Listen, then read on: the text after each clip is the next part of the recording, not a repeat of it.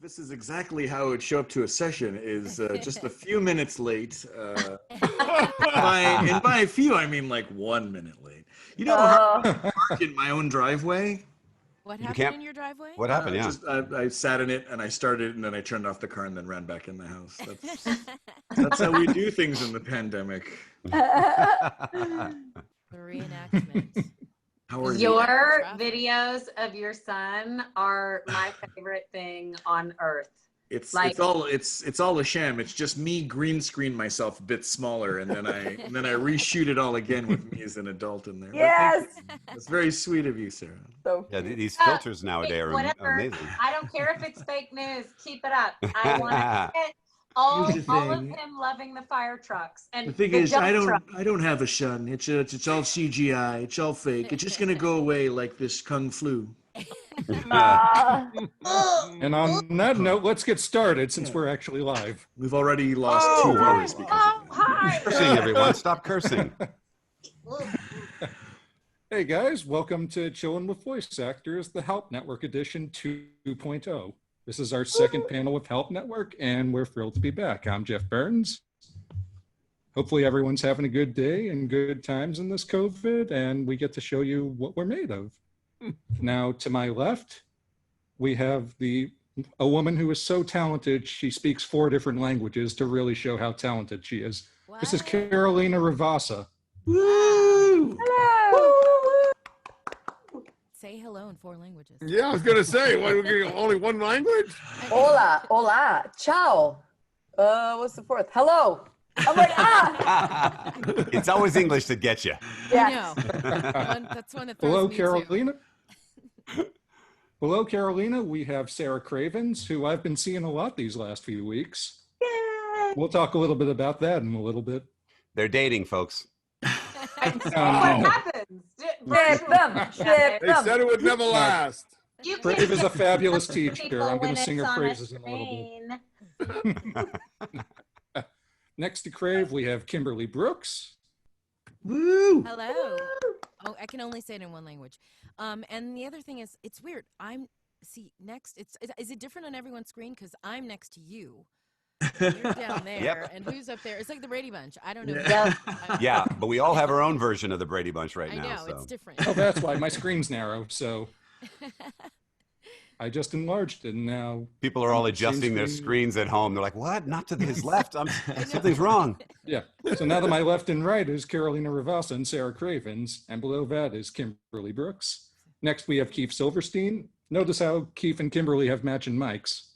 Yeah. Oh, And that's a of course. coincidence. We talked to each other before this, and we planned it. Everyone else was supposed to. What also. mic are you using?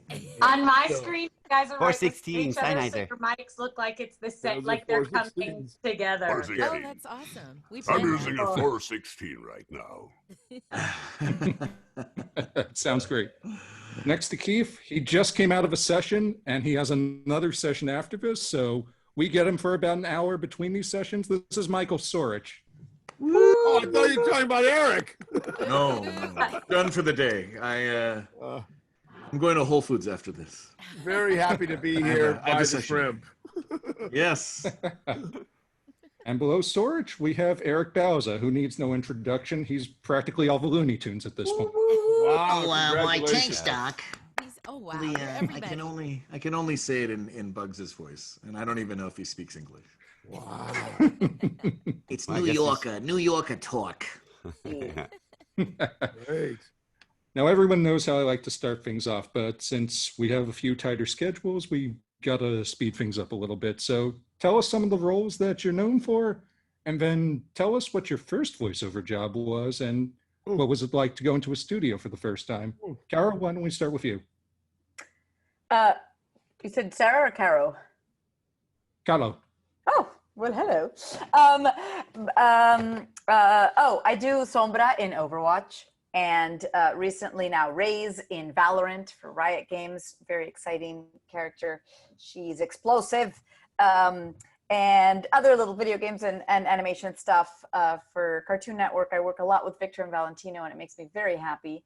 And my first voiceover gig was, oh my God, it was a commercial for McDonald's in Spanish. and it was, I can't remember what product, but I was so nervous. I was, I had just finished college, and I walked into the booth, and they're like, okay, we're gonna go in for take one, and I slated.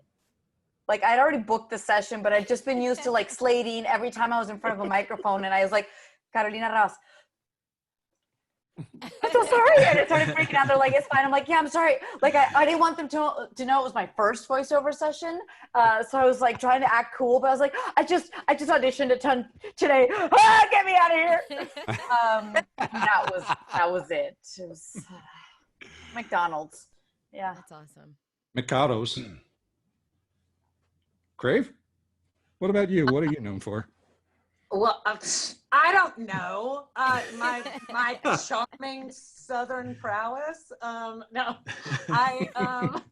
I'm Frost in Mortal Kombat, and Power Girl in Injustice 2, and some other badasses in games and of the like, and other little things here and there. My first voiceover job was a commercial for Diet Dr. Pepper, like 15 years ago or something. And it was one, like, not that anyone would remember this because it wasn't anyone else's first job, but there was a campaign at the time that was like, Diet Dr. Pepper's like the same as dessert. And so they had they were casting like all the desserts. So they had like brownie and cherry pie and whatever. And anyway, so I was like the brownie. So I walk into this session, first job ever. I had just moved here, and I was all whatever. So I walk into Lime, and I see there like literally like all the other desserts characters, and I recognized all of them. I recognized everyone, and I was not cool like you, Carolina. I ran out of the studio, no joke. I run out and I call my agent. I was like, it was a mistake. I definitely didn't book this. I definitely, I saw the people that are in there, and they probably have everyone, and like I wasn't supposed to be here. And they were like, no, you definitely booked it. And I was like, but you know everyone else in the room, and I'm like a nobody. And they were like, okay, like pull your big kid pants on and go do the job that you booked. And so I went in, and I was like, I don't think I'm supposed to be here, but I think I'm Brownie. And I think I'm Brownie. All the voice actors were so nice. Everybody there was like, welcome to the crew, girl. Like, way to go on your first job. And like, Awesome. I gotta say, man, that is something that has remained consistent throughout my career as a voice actor, that like, y'all are the nicest, most welcoming people in the world. And from my first job till now, and it's something really important to me now when someone is like, this is my first gig, to like, man, make it their day, because all those rad, famous people did that for me my first day, and I've never forgotten it. Wow. So cool. And you have an improv background too, right, Crave? I do, you guys. I was like the kid doing like shows at like midnight that were like stupid make-em-ups on stage. A great title, Stupid Make-em-ups on Stage. On that note, Sarah, can we celebrate Jeff, who just booked his first project? Oh, yes, that's right. That's another bit of housekeeping we might have to take care of. This panel might end a little early because I got to drive to a studio and record on a project today. Oh, yeah, Jeff! I didn't hear this I booked yet. it this morning, so yeah. Congratulations, buddy. Just take us with you. Just take Wonderful. the laptop with you. Bring it to the session. Yeah. You do it in your car. They'll Oh, understand. God. Interesting. What time's your gig, Jeff? 7:30 tonight. Oh, well, Got some time? Where is it? I'll be warming up for you, Jeff. No, I really am. I'm at 6:30 on the same gig.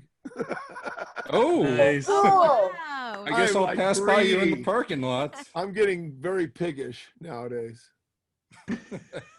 Throw us a bone. You know, you got to get it while you can.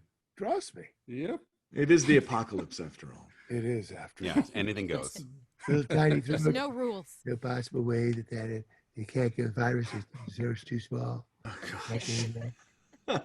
We're gonna have dueling Trumps this panel. Yeah, we're gonna have dueling We Trumps. should. Yeah. I would, Eric I and would, I. We'll I go would at pay it. to watch that. I want We need to the watch comic Trump relief. duel. Wait till we anyone. get to the script reading. There we go. Yeah, we don't want to lose viewers. Kimberly, what have you been up to? Oh, well, let's see. I'm on Voltron. I was Princess Allura, and I'm working on DC Superhero Girls right now. I'm Bumblebee, and let me see. The other thing that I was thinking that people would know is Steven Universe, which is another popular show, and I play Jasper on that. For video game people, Mass Effect, Ashley Williams, and it's been great. I'm working on a lot of stuff right now. Obviously, I need your shirt that you're wearing. Does everyone know about your shirt that you're wearing, Jeff? Oh, it's reversed, but it says, "Don't ask me. I signed an NDA," which I think is the story of all our lives. Yeah, Mhm. it's really been crazy. I've been working on a lot of fun stuff that I can't wait. And also I'm the voice of Toyota in Southern California. So Wow. That's awesome. Hell yeah. Give us a taste. Give us a taste. Come on. I don't need to ask you, but I gotta ask. What's a current ad you're doing right now for Toyota, Kimberly? That would I cannot remember something about it. Hatchback. I don't know. Toyota. Improvise. Places. It's that kind of. Yeah, I don't know. Right now, get 0% financing on. I don't know. Oh! I'll be right back. I have to go buy a Toyota. I drive a Toyota. But I love them because it's been a great gig, and I've been doing that for a few years. And I do a lot of promo work. Wow, yeah. I work for NBC, and I'm doing a campaign right now. Actually, can I say this? I'm doing a campaign for ABC for voting right now. Hey. Yes, Which vote, I feel vote, like I'm doing my vote. part. Vote, get out and vote. Get off your ass and go out and vote. We know that. Those are the words. Was that the exact promo? Get off your it goes ass and go out and ex- vote. Literally, get off your ass. That's the promo. I work on South Park. I'm a character called Tunnel? Classy. I do bunch of different characters, but if you guys have played the Fractured Butthole game. And believe me, I didn't even get that until like 3 sessions in.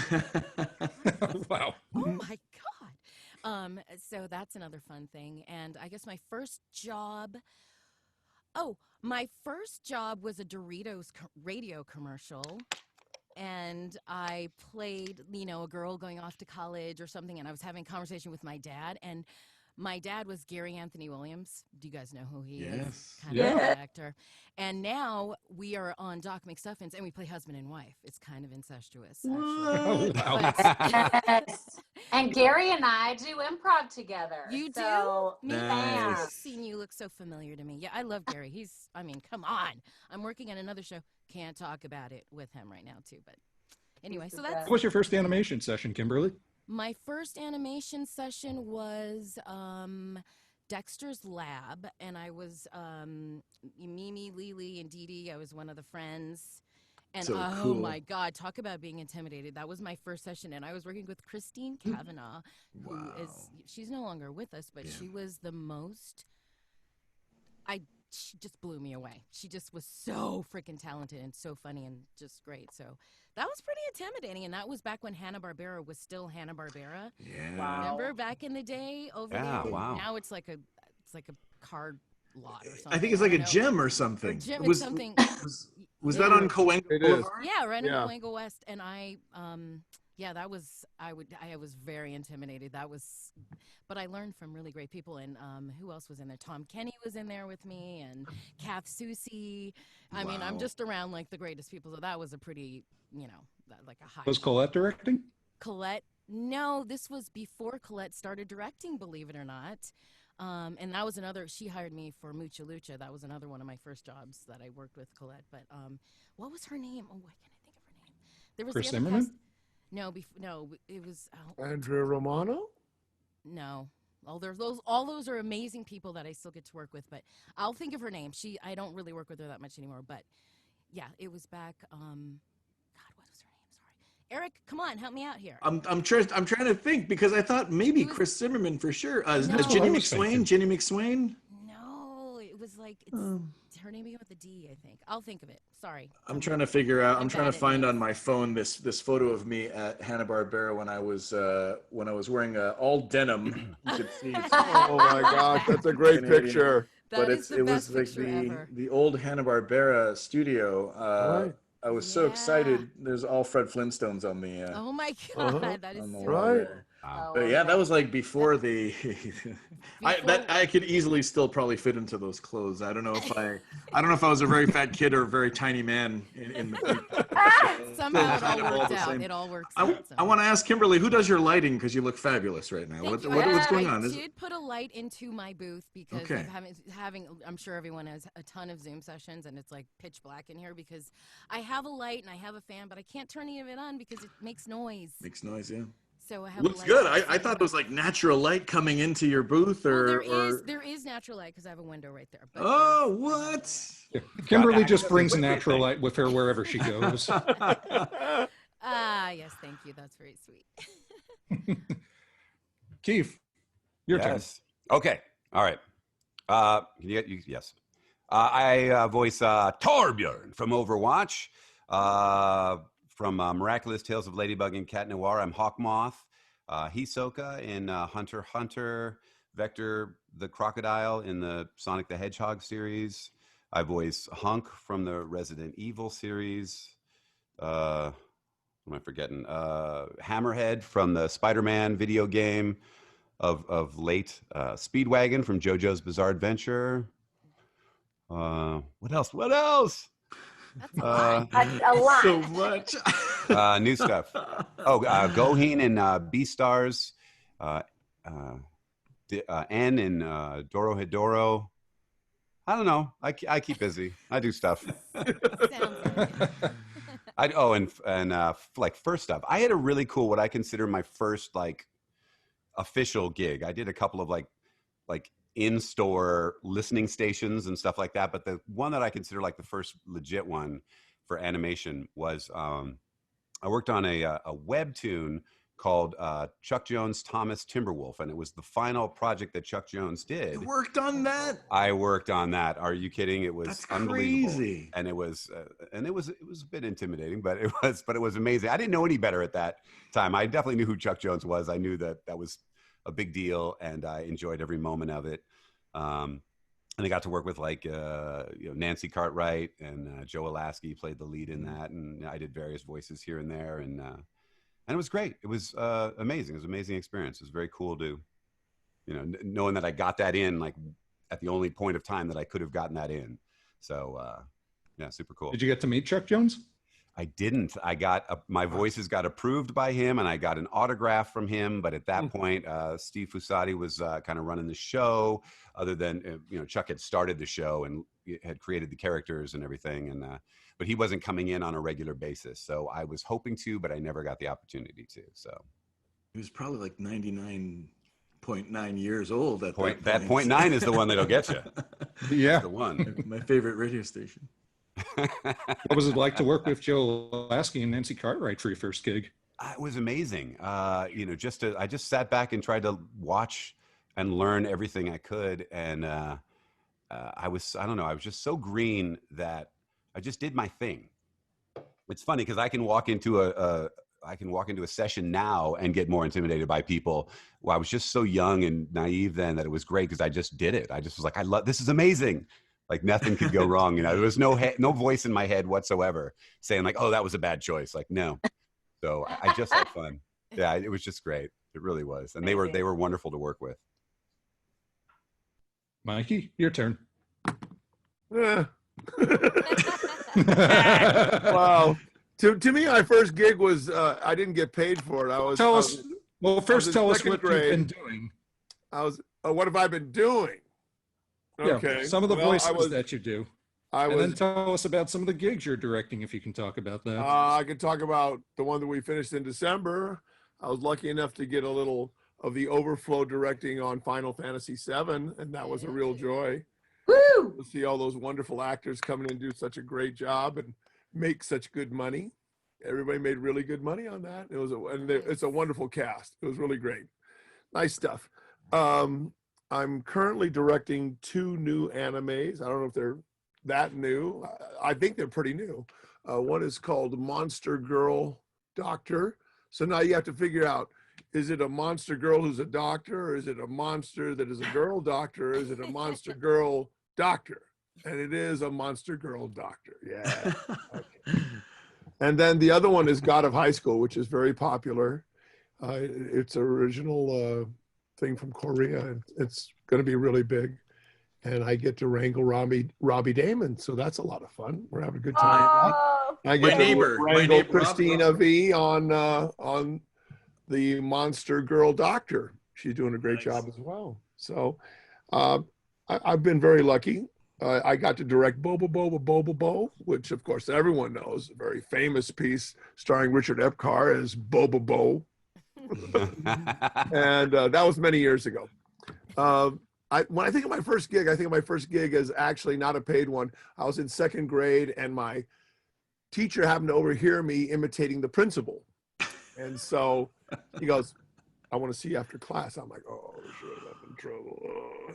Hey, listen, you know, we do the morning announcements every morning on the intercom, and you do the principal really well. How would you feel about going into the office? And I was like, so I got to go and do and it'll show you how long ago it was. I threw in a little Walter Concrete at the time, who was the big newsreader for CBS News. So, and then I came back to class and everybody was like, was that you on the intercom? And that was it. You know, it's like chocolate cake. You know, you start eating chocolate cake, you learn to like it. So that was it. That was really fun. And I was an announcer at SeaWorld before we knew we were abusing animals. Although at that time, the killer whales were making their point. They would take the trainers down to the bottom of the pool in about 35 feet of water and just lay on them and go, how do you like me now? Oh, your whistle. Try to bridge my behavior now. And that was before this whole thing blew up. I worked with the dolphins in the other area, and I got to work with Belinda the beluga whale, who was an unbelievable actress. They would bounce colors off this white whale, and I would have to tell a story. You had to run the cart machine, you had to do the announcing, and you had to run your own lights and watch what they were doing, because if the show got off, you had to improv like Sarah does. So it was a wonderful training. And then I came up here and worked at Universal as a show announcer. The Universal stunt team, and now going to your left, my right. It's that kind of thing. And then I got the ultimate job, which was being the MC of Chippendales. I went from look at that dolphin to look at that stuntman to look at that beefcake. It was a full career, ladies and gentlemen, very full career. And I've done a lot of voiceover. I started with Saban when it was literally, I'm actually right now at what's the old Screen Music building, if you guys know what that is, at the end of Colfax. And right next door are the original Saban offices. There were like 6 offices at the time when they started. So I was directing for Saban and voicing for Saban for many years. Got to work on all the Power Ranger stuff, got to direct all the Power Rangers because they would be out filming all day, and then at night they'd come and do their ADR. So it was, I'm just so happy to be in this business and to be around so many talented people like all of you. I've had the pleasure of working with Keith. I've certainly seen all of your work, and it's a real blessing, you know, where I'm at, you know, in life, to be able to say, wow, I get to work with all these talented people, and we get to do what we want and create imagination and dreams for people. And I just think it's such a blessing. And that's it. That's pretty much it, Jeffy. Nice. Tell us more about the Chippendales. Oh, no. Now I recognize your voice. I used to be on stage there, and you know, Eric, I remember you were Bauza the bomber. He used to come in this outfit. well, part of my act was I used to take people 35 feet down into the water. And Right, exactly. Get on them. Well, that was in a white shirt. You were wearing a white shirt. I A white. was the only one that had the full shirt, not just the bow tie. I was like, Right, exactly. My Got act some was collar, buddy. I actually put my clothes on. That's what they wanted to see. More. Put the pants back on. The 3 magic words that make things disappear, ladies. Yeah. Take it off. Yeah. Put it on. I was gonna Yeah. say Robbie lives so close to me that he says that he sees my Wi-Fi name on his on signal. That's Robbie That's Damon great. lives Is right he around bombing the off your corner. Wi-Fi? I know. He might be. It's like I'm hacked I don't know if I'm get to chop it, because it could definitely gonna be Right, Robbie's exactly. fault that I Pulling that the I'm not bandwidth coming in on you. clear. He's so funny. I always see him like walking with his dog and his children, his little baby girl right around the corner. It's like the Real Breadwinners cartoon. It's like we never left that series. It's just I guess it's my turn. Yes. My name's Eric Bauza, and I'm an alcoholic. No, I don't. Hi, Really Eric. I don't even drink water. I started out doing. I think there was like this in Toronto, Ontario, Canada. Where I was talking to my brother, I was like, "How are the numbers over there?" He's like, "Man, we spiked again. We have like 45 cases here, or something like that." It was just Oh like my something ridiculous. God. Where I was like, "Oh, cool." Planning a trip there. I was Save us, talking Canada. to my cousin who's a nurse, and if you're visiting Canada, even if you're living in Canada or you're visiting, if you have COVID, you're fully covered completely, Right. medical wise. So Wow. because they don't want people to hide that habit. I'm not talking about voiceover today. I'm only going to talk about this virus. Yeah. Yes. Get Good. rid of virus. It's need- necessary. we need It's to. preventable. Yeah, I know. Yes. Wear a It's mask. all preventable.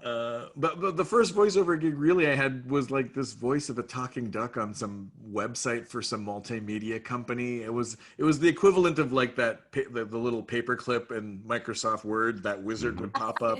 So I was this duck, and then my first American voiceover gig was working with Sandra Ikiwa and Jorge Gutierrez on El Tigre. The Adventures of Manny Rivera. I got to play a Mexican, semi-retired Mexican wrestling dad by the name of Rodolfo Rivera. He sounded like Ricardo Montalban. Can you bring these guest baggage to the rooms, please? And it was kind of like the rich Corinthian leather voice that Ricardo had.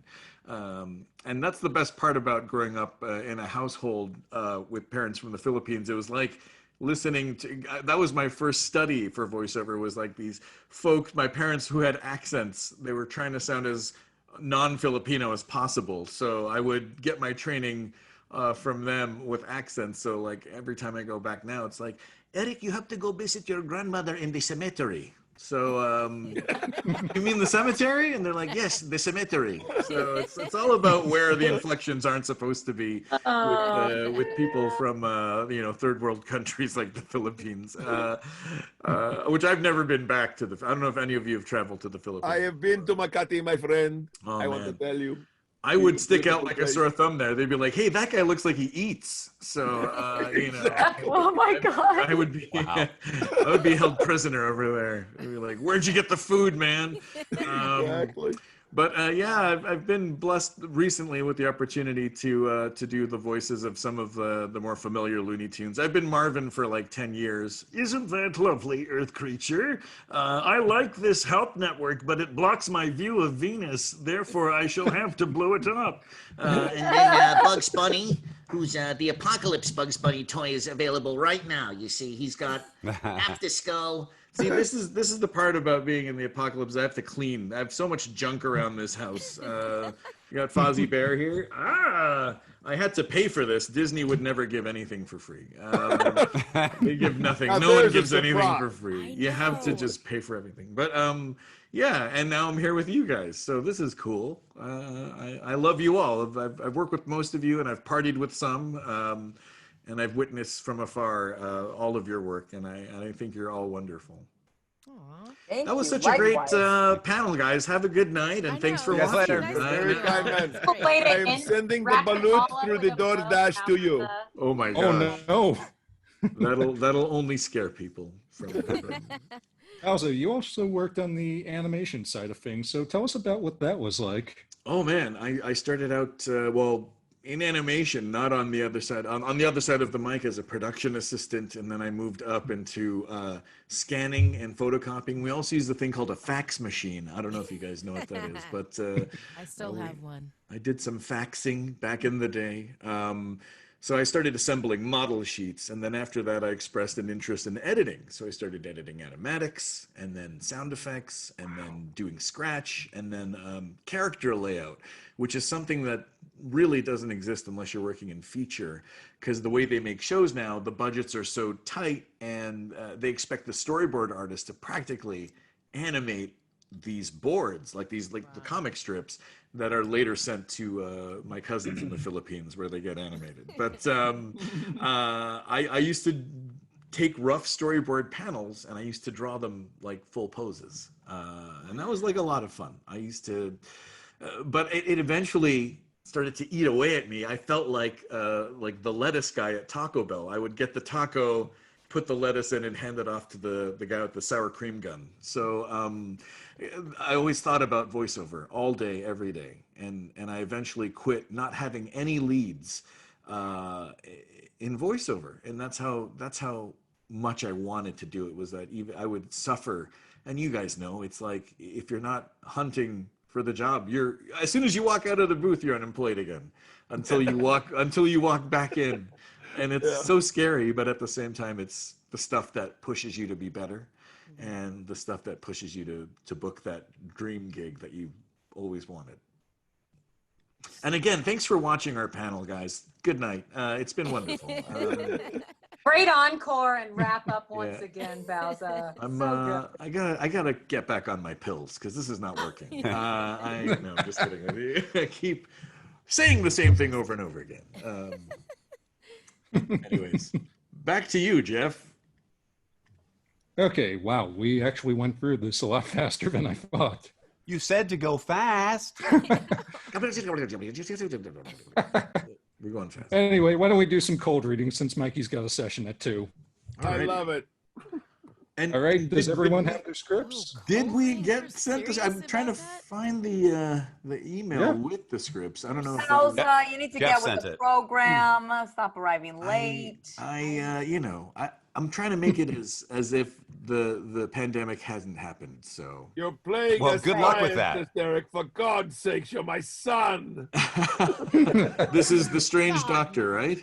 Yeah. Yes, that's correct. Alrighty. As soon as I can pull it up, I'll announce what the script is, announce the roles, and then we'll get rocking and rolling. Oh, sorry. You ruined it, Michael. Well, it'll actually be really funny. So, hang on, my PDF is loading. Yada yada. Yes, we're doing a different script compared to what we did last time. We did a Superman script last time. Now we're doing The Strange Dr. Weird, Journey into the Unknown, which is another 1940s radio play. And I've assigned all these roles. I did this all last night. And here's who's playing who. Kimberly, you're going to be playing 2 announcers. Oh. One is the regular announcer, and the other is a police announcer. A police announcer.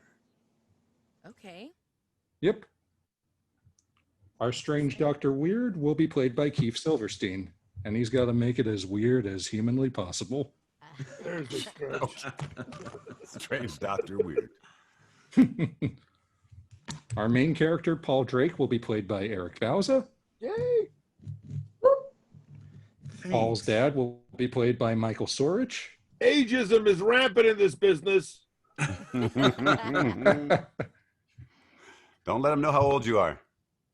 Ever. Julia, Paul's fiance, will be played by Carolina Rivasa. Oh, yeah. And finally, we have our police chief, who will be played by Sarah Cravens. Casting. Okay. Now that everyone knows their roles, shall we get rocking and rolling? Try. There's no other option. Do we have a choice? And are you dictating voices that you want to hear from us, or are we free to do whatever we want, or how do you want to do it, Jeff? Just go nuts. I trust all of you people completely. You work more than I do.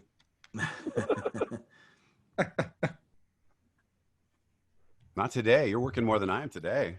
Yeah. Yeah, but you also got kids, Keith. Nothing to do with it.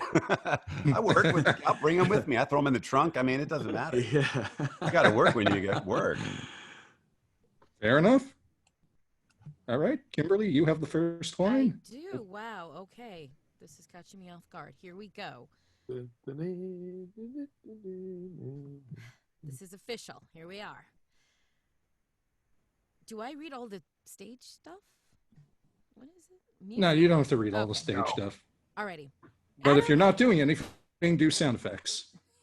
Oh boy, I'm not good at that. Okay. Bum, bum, bum, bum, bum, bum, bum, bum, Adam Hatz presents The Strange Dr. Weird.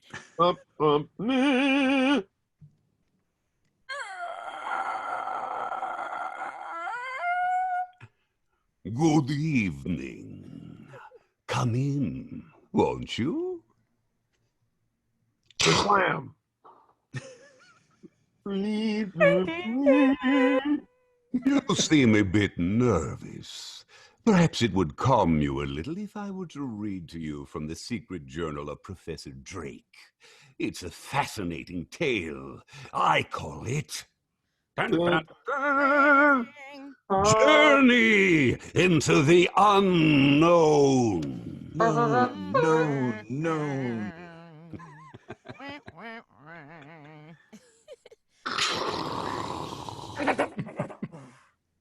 There are some extremely interesting entries in Professor Drake's journal, particularly those beginning with the entry made October 1st, which reads, "Today, my son, Paul, has reached the final stages in the preparation of his serum number 17. Much better than 15 and 16. After 2 years of intensive work and 16 failures, he believes that he has at last succeeded." But just think of it, Paul. Before you took the serum, you could only lift 200 pounds. But now, you can lift 400. That's really good.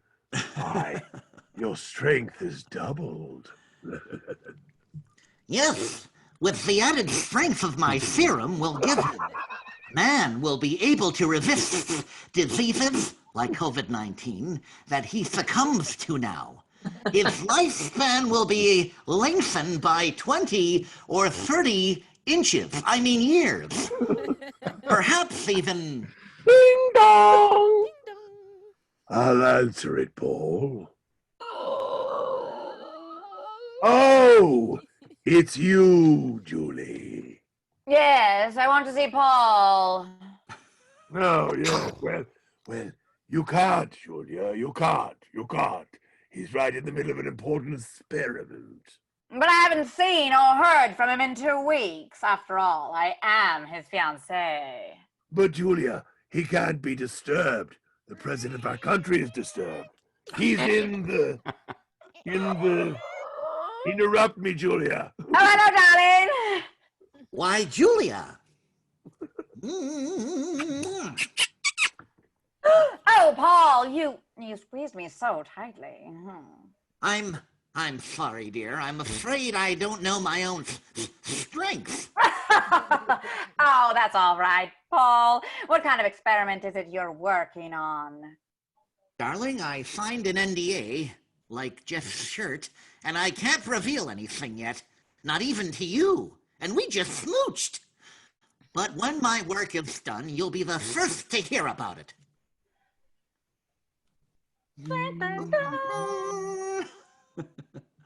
Here's the entry for October 7th. Serum number 17 is effective beyond Paul. there's something in my teeth. Beyond Paul's wildest hopes. Just think of it, Paul. You're shrinking to the size of a small snowflake. Oh, no, sorry. Today you were able to lift 600 pounds with ease. 600 pounds! Lick.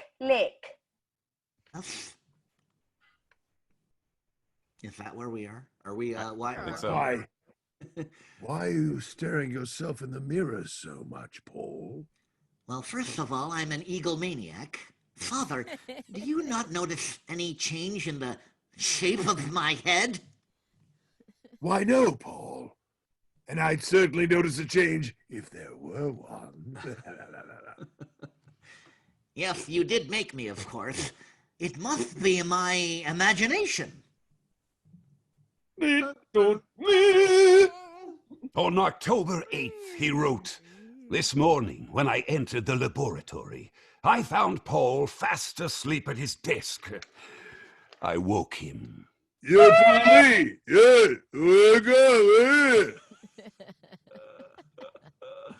Huh? Who? Hmm? You must have gone to bed when I... Ah! No, it can't be. What? Who? What? When? Where? When? What? What is it, Father? What's wrong? Your face. My face? Quick, hand me that mirror. Yes, here. No. I was right. Look at me, Father. My face has become broad. The features flattened. The cheekbones prominent. And notice how the thick hair of my body has become.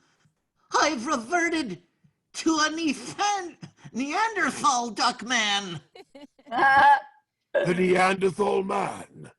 But Paul, he existed before the internet 50,000 years ago. Yes, I know. And at the swift pace I'm going backwards, I may be only a week, a few days, before I revert to an ape completely. Paul, give me back that banana. What are we going to do? So good. Lots of potassium. There's only one way I can save myself. I must find a neutralizer. A neutralizer, Duck? That will stop the serum from changing me into an ape before it's too late. Dun, dun, dun, dun, dun, dun. In his entry for October 10th, he wrote, "Paul has been working 48 hours without rest, and so far, with a little alcohol and some drugs to stimulate him, he has been unsuccessful in finding a neutralizer. This morning, when I entered the laboratory, I could see that he is looking more and more like an ape, although a handsome ape, every day." Paul, you just can't go on this way. You've got to get some rest. I can't rest. Every minute is precious. I lost 4 hours last night. Hey, you lost 4 hours, I lost my wife. Hey, I don't understand. Hey. Oh, I love Rodney. While I was working here last night, I glanced at the clock to find it was just 3 o'clock. And the next thing I remember, I was finding myself in the hall, and the clock was just striking 7. I can't remember those 4 hours. Where was I? What was I doing? Who was I doing? In those 4 hours, I lost my ability to think as a man, more like a duck. My mind became that of an ape duck during those 4 hours. Was I actually an ape? Woohoo!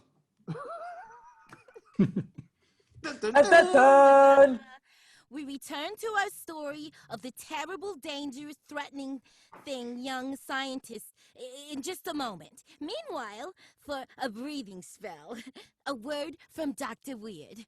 Yes, breathing spell.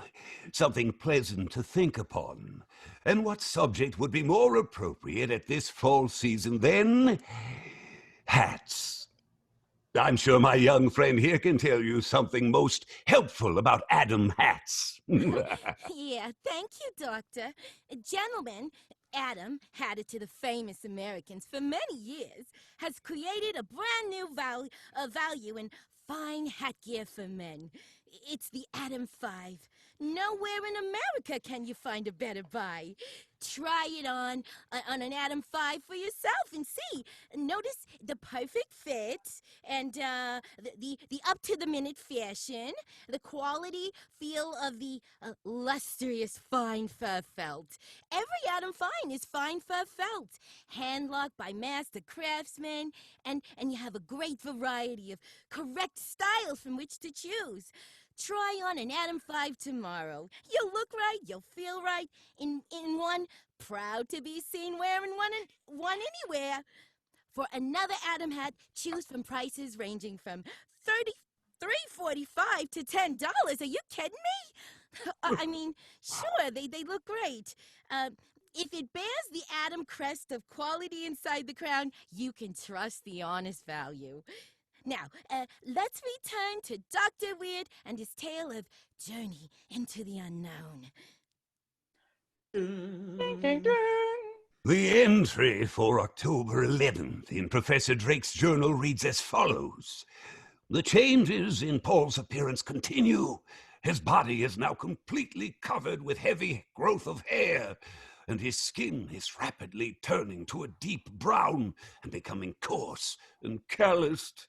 His arms have lengthened almost 5 inches, and he walks more and more in a stooped manner, with hands almost touching the floor.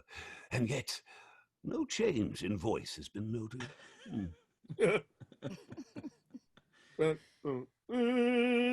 On October 12th, he wrote, last night, Paul suddenly dropped a test tube and snarled at me. In that moment, he was completely an ape.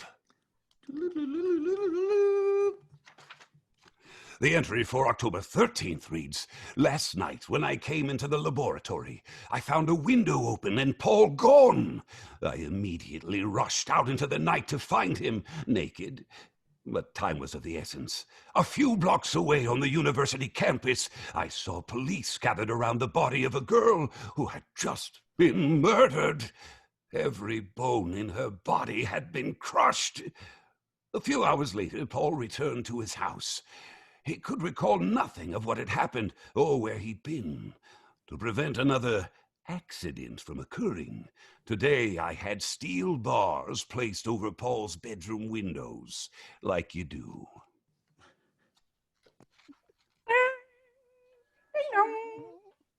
Oh, it's you, Julia. Good evening, Mr. Drake. I want to see Paul. Paul. Why always Paul? No, I'm sorry, Julia, but Paul can't be disturbed because he's too disturbed. He's asleep in his room, yes. You've been putting me off for days, but this time I am going to see him. Julia, come back! You can't see him now! I'm fading out! The light switch. Apagando las luces. Oh, here it is. Inside joke. Julia, you shouldn't have... Why, he isn't here. His room's empty. He isn't here. Hey, he's a monkey. And people say monkeys around. Oh. What were those bars put over Paul's windows? It's all part of an experiment. Yes, that's it. An experiment. Why, this window over here, it's as though someone bent the bars apart to escape. But no man could have bent bars as strong as these. That ape! What ape, Julia? The one the police believe crushed that poor girl to death last night. Now really, Julia, you don't think for a moment that...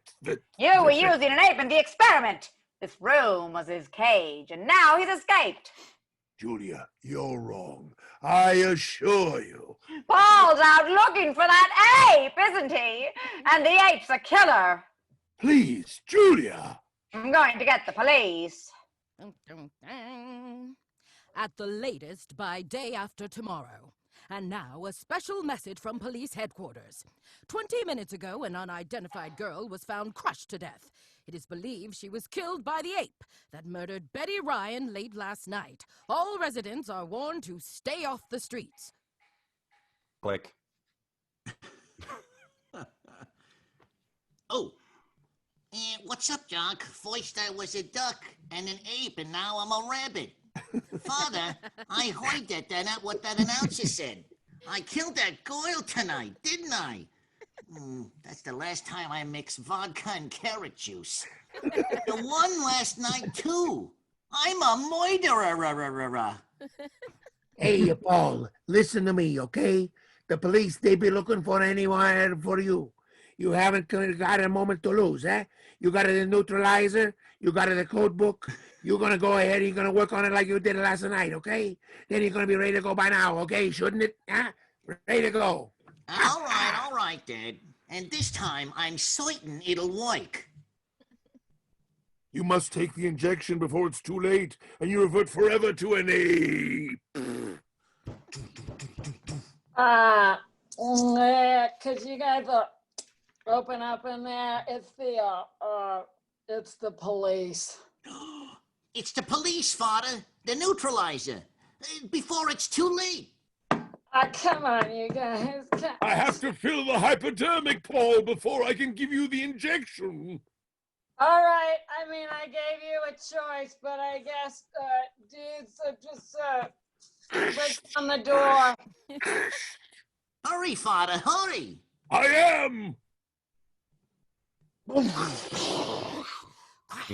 Oh, it's too late. Oh, shit, it's an ape. Oh, man. There he goes right out the window. Awesome. Oh, Paul, come back. Mike, dude, you gotta get this. Turn your phone on, bruh. Issue a flash warning to every patrol car. I'm talking Tommy guns to every man that wants it. The orders are like, I don't want you to do this, but like, I take my orders. So like, video it, but then like, kill him if you got to. Dun, dun, dun. All right, we got him cornered. Spread out, dudes. This is the first time I've been a chief. It's pretty awesome. Please, Chief, you gotta listen to me, see? Yeah. You only need to let me inject this neutralizer into him, see? Yeah, and then he won't be any need for any of this. I'm telling you, he's not really an ape. Ah, meow, meow. Oh, don't listen to him, Chief. The ape's a killer. All right, dudes. We're gonna put an end to that ape once and for all. Pew, pew, pew. No, you can't. You don't understand. It isn't an ape. It's my son, Professor Drake. Your son, bruh? I am sorry. Who you been messing around with? Dang. But like, I feel like I know an ape when I see one. I mean, I'm a little methy, but who knows? Maybe he's not an ape. Yes, I know. But my son, he's changed into an ape. This neutralizer will bring him back to normal, if you know what I mean. You crazy as me, dude. I'm gonna have to party with you later. All right, Mac. No, him up, man. I won't let you. I'm coming, Paul. I'm a-coming. You crazy. We gonna shoot your ass too if you keep running.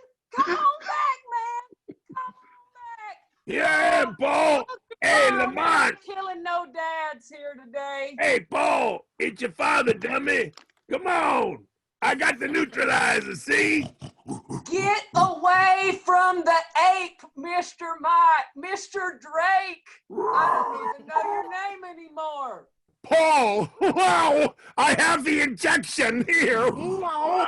Give me your arm. Paul, no. No, Paul. Killed him. He killed him. Oh, sweet. Mike, he dropped the old man's body. Now let's light him up.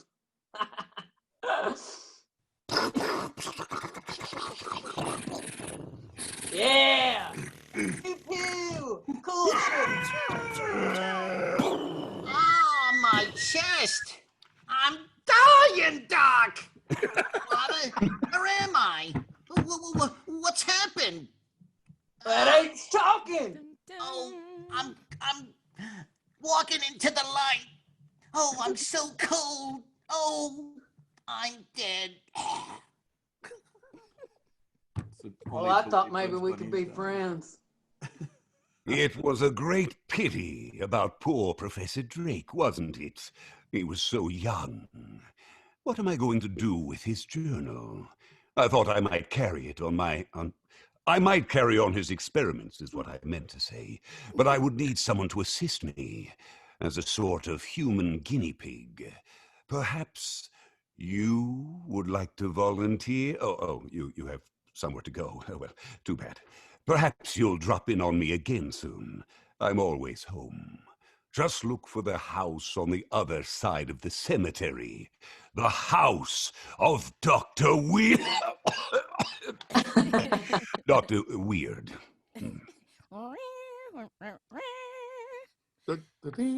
Join us again next week at the same time for another visit with the strange Dr. Weird. The Strange Dr. Weird, directed by Jockstrap McGregor, is presented by the makers of Adam's Hat, the hats that are always tops in quality. This is Mutual. And good night. Oh, beautiful. Thank you so much. Adam 12, Adam 5. You guys We're are making awesome. jock straps now. From the makers of Adam Cigarettes, Adam's Hats. And Adam It was a fun read. I'm glad I brought the script back. Thank you, Jeff. Oh, you brought it back from the dead? From the Oh, dead? Yes. How We did you actually do did it? the script exactly From 1 the year ago crypt. at another convention, back when we had conventions. Oh, And back I when we could remember do those. in the this before where times. everyone was in the same. Yes, the before times. When we could all be together in the same room. I miss you guys. I miss you all so much. I miss Sometimes human on a stage in contact. front of people. It will happen again. We will. Yes, they will This will all return. be a vague memory we'll laugh about 10 years. Well, Jeff, oh, I'm the boy in the chorus. You know I like our show. I know you're rooting for us, but now I have to go. Oh, Before Thanks you- much, guys. Hey, thank you for joining us. Michael. It was such a pleasure. That was I wish awesome. you all safety, happiness, and love. Right Michael, behind you're you. fantastic. Love, peace, and Thank you so much. Oh, for real. Go have a good I'll time. see you Go work. later. Bye-bye. Wait, Mikey, before you go, leave us with some wisdom for people who want to get into voiceover who might end up working with you at some point. What's Well, some the good biggest thing I would or- say is what all these creative people have already done, which is to be involved, to read aloud. Words have to be your friends. Books have to be your friends. You cannot put enough into your brain to help it make it easy for you to project human emotion through any words. The words are your instrument like a violin. Be sure that you use them that way. And you know, you can't do it just by wishing. And the other thing is, some day is not a day of the week. You really need to go out there and do it for yourself. You can't wait for someone else or something, or, well, I don't have the right mic, or, well, we're in the middle of COVID. So no, if you have a dream and you really believe in it, like Eric did with his dream, you have to follow it. You have to go after it with a tenacity, because there are many people, I'm sure you've met some that, you know, they're super educated people. They don't always succeed. Education isn't everything. It's about tenacity. It's about determination. And I wish everybody all the best. And as Walt used to say, mucho, mucho, mucho amor. Amor. Oh, Thank you. Love you guys. Thanks, Jeff. Bye. See you, Mikey. I don't think That that's was going great. to fit Now on a he's gonna- bumper sticker, though. I needed that advice. That was great. It's good. It was good advice. Sadly, he got voted off. Yep. Off the island. Next week, we'll see who gets voted off of our show. We're going to stay online for the next 48 hours. Form some alliances. Yeah, see, while he was talking inspirational-wise, I was drawing Bugs Bunny on a napkin. That's Look You at just that. did that in 2 seconds. that was it. Cool. Yep. In at the that. middle of all the lines, he's like, "Burp, burp, burp, burp, burp. Here's the bunny." That's incredible. It's fun. It's fun. You guys. That is amazing. We got to do a how to draw panel too next time. That would be great. You should talk to Chip about doing that with Halp Network. Oh yeah. Yeah. Guys, do you all want to come over to my house right now? They are retrofitting, and we can all do our recording sessions from my closet because they're drilling right now as we speak. Oh my Hey. god, Yeah. that's fun. I'll be there. Lawnmowers and airplanes are worst enemies in the pandemic. Do you have Oh a my pool? God. Do you got sprinklers? You got something? Like I said. We're building one. We almost have a pool. How is that going, by the way? Everyone, this is like the pool time of the year or the world because everyone's either putting in pool. I'm trying to get an above ground pool. That's Okay. what I'm trying. That's what I'm working on. How's your pool going? Mine is they're going to do the plaster tomorrow if all goes well. Exciting. Because we've been in construction mode for a while, so that's why I can't say it with a ton of confidence. Yeah. But I think we will start putting water in it tomorrow, so I'm very excited. Oh, Congratulations. Thank you. I'll be over Thank to you. test it out. Don't worry. Oh yeah, absolutely. We have to wait like 7 days or something though before we can go in the water. We have to like Because you stand gotta on it. cure it. That's Gotta how do it its own works. thing. It's got all this stuff. I I'll sign know. the waiver, whatever it takes. It's a deal. Well, I'll have it prepared for you. My He has wife's to an sign an attorney. NDA to use the poll. Yeah. Nada. I want in. Nada. I want in. Let's talk about education for a second, since everyone has had extensive training and all that fun stuff. Kato, you've trained all over the world, so tell us about what that was like. I'm going to move my. Because the retrofitting has gone a little crazy. You sound pretty good, though. I can't. Yeah, really you sound sound good. We great. didn't hear it. You don't hear the thumping underneath me, literally underneath me? Okay, well, welcome to my grandiose living room with the blue wall. Yes. Very Ooh. cool. Is that your booth? Is that my butt? Booth. Yeah. Is that your butt? It is my butt and my boobs, and this is my booth. I was in my room where my booth is in my closet. It's very tiny. Training, yes. I trained as an actor in Boston College because I wanted to do theater. And I learned a lot of fun stuff there, but it's very just, you know, brainy and like, let's do Shakespeare, and this is how scholars, you know, treat it. And then I did a film, like a conservatory in New York for a year where we were being taught by people who were actually auditioning and working and doing voice stuff and, you know, living off of it. So it was a very different experience to kind of understand how it really worked, instead of like this idea in Boston of like what it could be versus we're hitting the pavement every day. And so I felt like that was really helpful for me. But in the midst of Boston College, I did an exchange in Brazil, and I did Theater of the Oppressed there, which changed my life because it was this really cool kind of socio-political street theater that I got to do with prisoners and housemaids and mentally ill patients. And so that's where I learned Portuguese, and I really like dug my teeth into the culture and understanding how all that worked. And I just learned a ton of different techniques for theater. So I feel like it's kind of just been a hodgepodge of like film and TV stuff, then voiceover classes in New York, then working on like, you know, language products in English and Spanish where you're just reading like script after script after script that are really boring, but that help pay the bills. So it's kind of been a bit of a million jobs plus waiting tables to make the dream come true of the acting and the voices and everything, you know. Great. You teach voiceover, and you're a fabulous teacher at that. So tell us about how that got started and what you've been up to with that. I wouldn't claim to teach voiceover. I got the opportunity to do a one-day workshop in San Francisco. So Anjali Bhimani, who voices Symmetra in Overwatch, her and I went to San Francisco, and we did like this one-day workshop with maybe 20 students, and we kind of, it was mostly voiceover for video game stuff. So since the very beginning, I was like, guys, I'm not a teacher, but I'm letting you know how I've come about doing this and the things that have worked for us. So we were basically teaching from experience without really considering myself a teacher yet, and that was very clear since the beginning.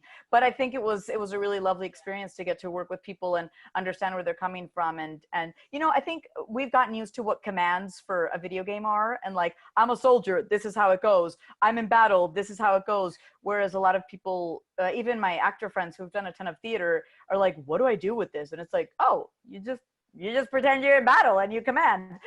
So I think that, you know, for us, it's become second nature, but it's not always. So I think that just kind of working with that and explaining the differences of like what a fantasy video game is, where all the characters, you know, have wings and are just magnificent and talk like in very heightened ways versus like, you know, middle of the road soldier kind of thing. So that was a little bit of what we were doing there.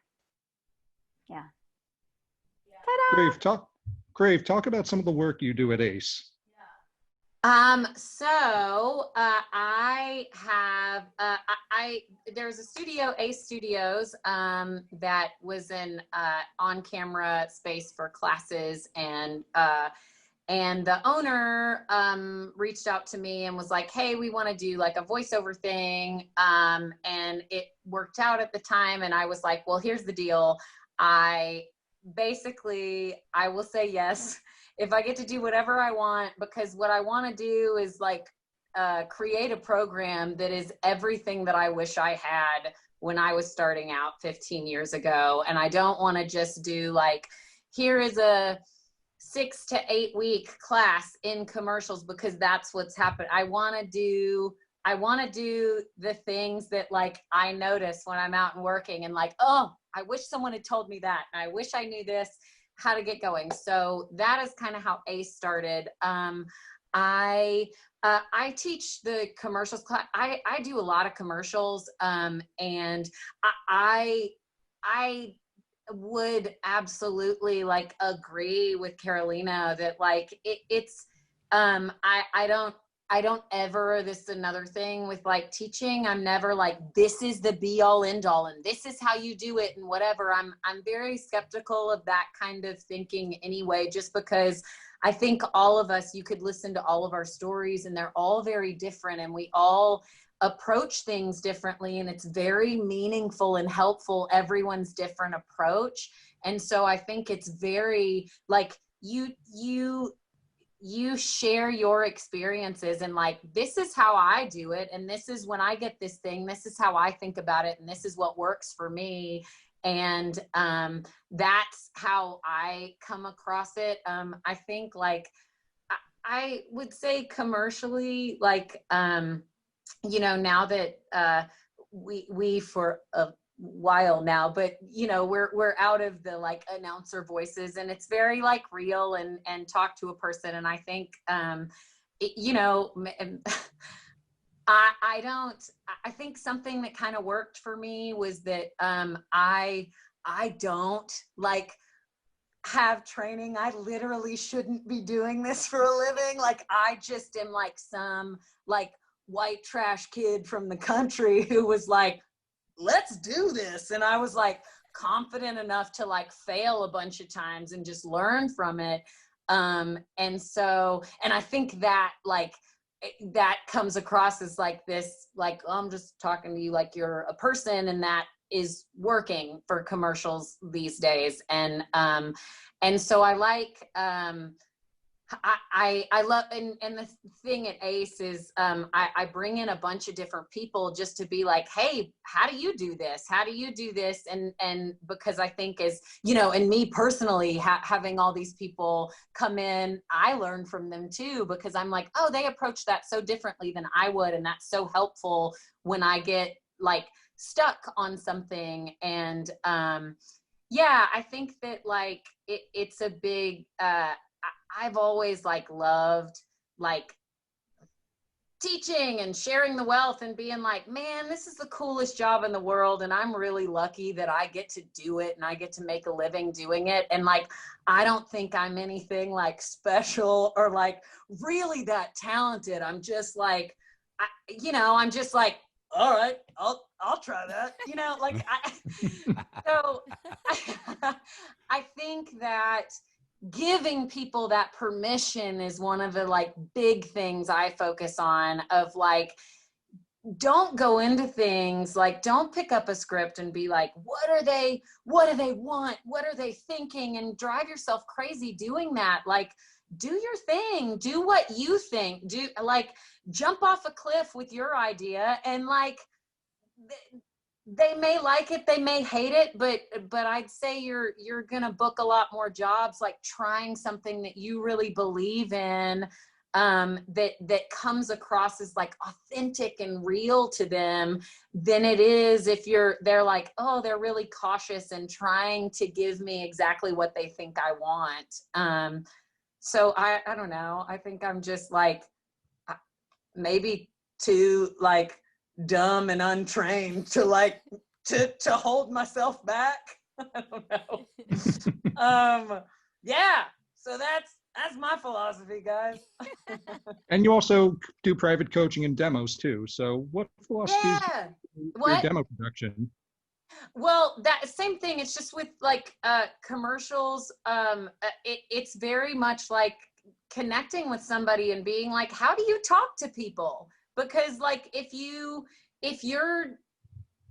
going into, if in my real life I really like want you to, if I love a product, like I don't hype it up. I'm not like, this water bottle's the best. Like I don't talk. I'm just like, it keeps me hydrated, man, so give it a shot, you know? So I like to like find out like who people are and like how you really talk, and then create something around that for them, that so when you listen to it, you really are like, that's who that person is, and not like, well, that's a cool voice, I guess. Cool job, dude. You know, like it's more like I feel like demos should introduce us, and when you listen to it, you should be like, yeah, that's who that person is.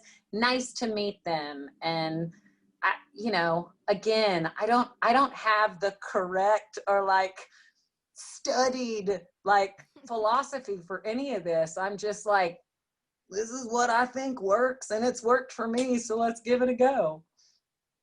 And I've had a lot of really successful students, and that's really exciting to me too, when people like the same thing that we were talking about, like, you know, how welcoming people were to me when I like first started working in voiceover. And like, I gotta say, I've had some teachers and stuff that were like, you know, kind of bristly, like when you started working more than them and stuff. And I don't feel like that. I love it. Like my favorite thing, like I just had a student last week that like texted me like over the moon that she booked her first voiceover commercial, and I auditioned for the same one, and she booked it. And I was like, yes, that's what it's about. Cause this was your job. It wasn't mine that you took away. Like this was your gig and you got it. And that's amazing. And like, when it's my gig, it's my gig, and that's the way it works. And yeah, be supportive of people and celebrate successes with your friends, because it's a much happier existence that way. So true. Amen. And so thank you for coming to our talk. I need to take your class. I know. Are you kidding? Every single one of you, I'm like, I literally have that same like idea I did in my like first commercial years ago, where I'm like, why do they have me talking with these people? But it's amazing though. Look, you're here with us, and it's like, I think that's all of us, right? We all have that little self-deprecating devil on our shoulders, but I think that's also the thing that drives us to be better always. And I think it's good to be realistic about things, you know, when you're talking about not booking a gig, because, you know, when you check your email next, there's going to be 5 more auditions in the queue. And yeah, I think we are in that industry where, you know, you may self-admit and go, well, I'm not right for this, but you know, the next 3 people are. You should talk to Keith, you should talk to Carolina, you should talk to Kimberly, you should talk to Jeff, you should talk to Sarah. You know, like I think that's us, and yeah, you know, and also as actors, sometimes we don't have control over these situations. There are people that are the casting directors and the producers and the writers and the company in general that kind of make these decisions despite of what we think. And sometimes it's, you know, it's like, okay, well, we just have to show up and kind of just put the feelings and the ego and all that stuff, check it at the door, and kind of go in there and roll up our sleeves and get the job done, you know, or not, or pass it off to the next person. It's a very it's so interesting though. I mean, like we all come from different places, right? Like I studied all this bunch, and Sarah, you say you're like, I just did it, and that's how you did it, you know. but talking about how our peers lift us up and how we admire each other. When I sheepishly asked Eric to have coffee with me when I'd first moved to LA, because I wanted to get to know him and understand it all.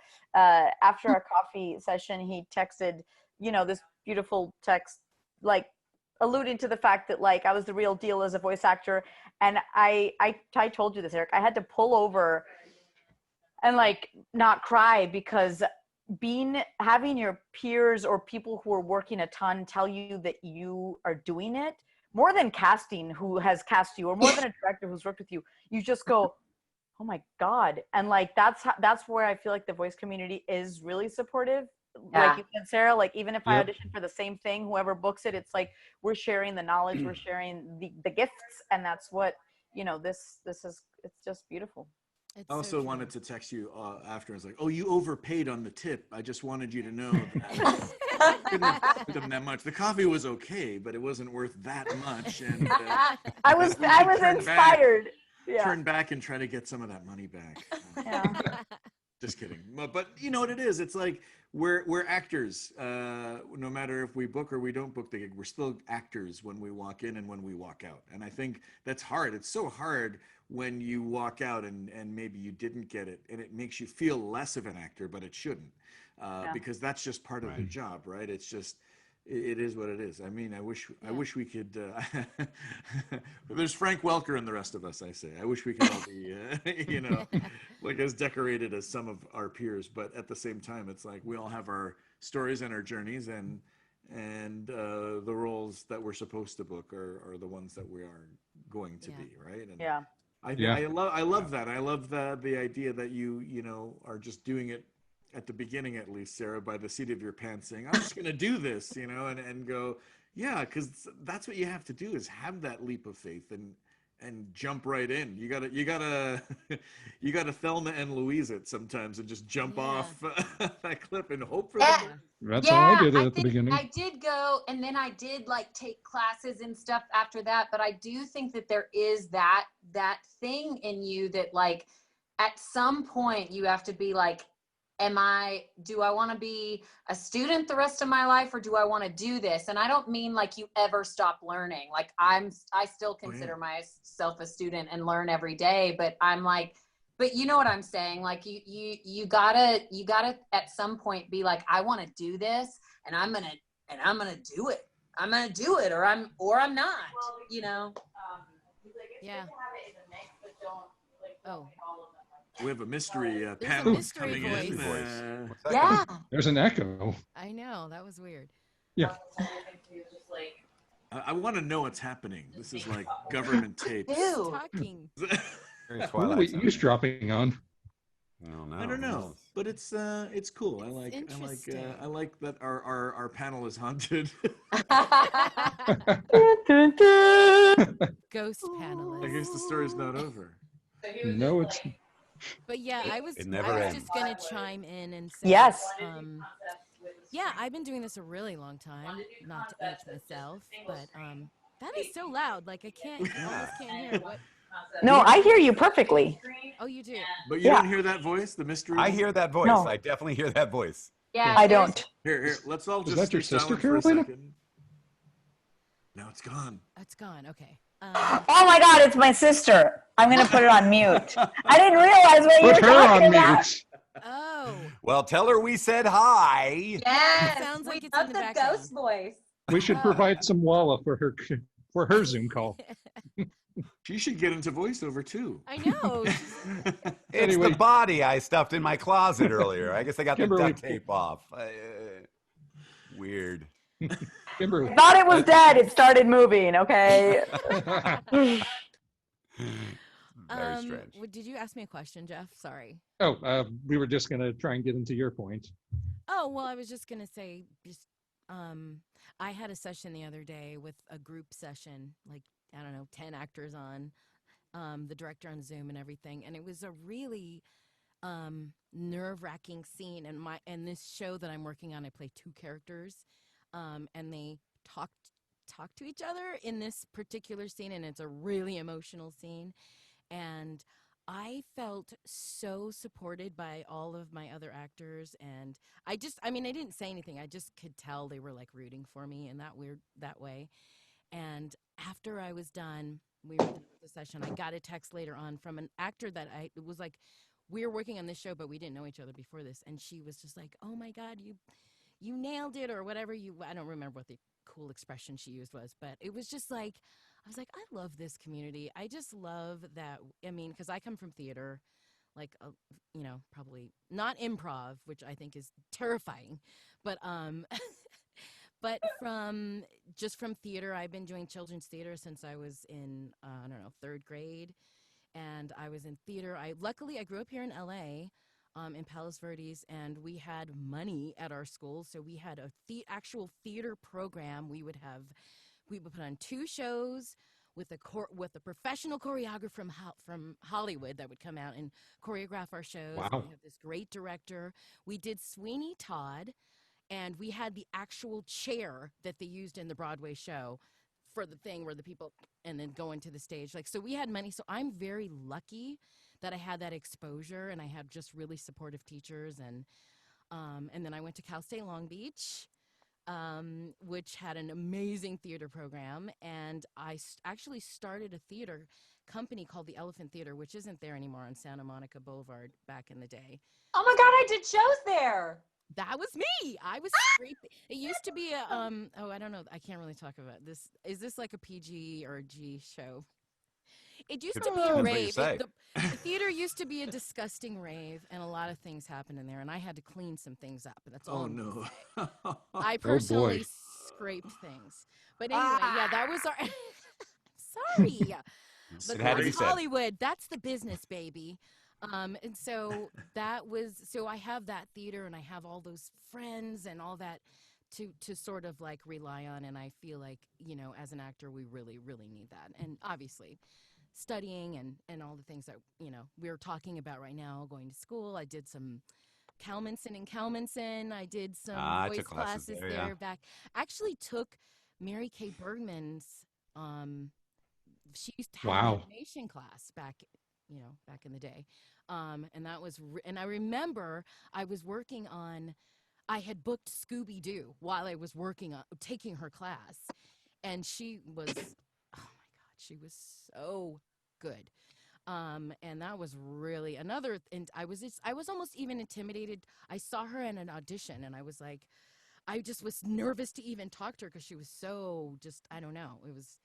She was just really good, but she was just so sweet. And just like this community, there's just a lot of support and a lot you can learn. Every time I'm in a session with someone like Eric, or I don't know, I'm learning constantly. So I just feel like it never really stops, you know.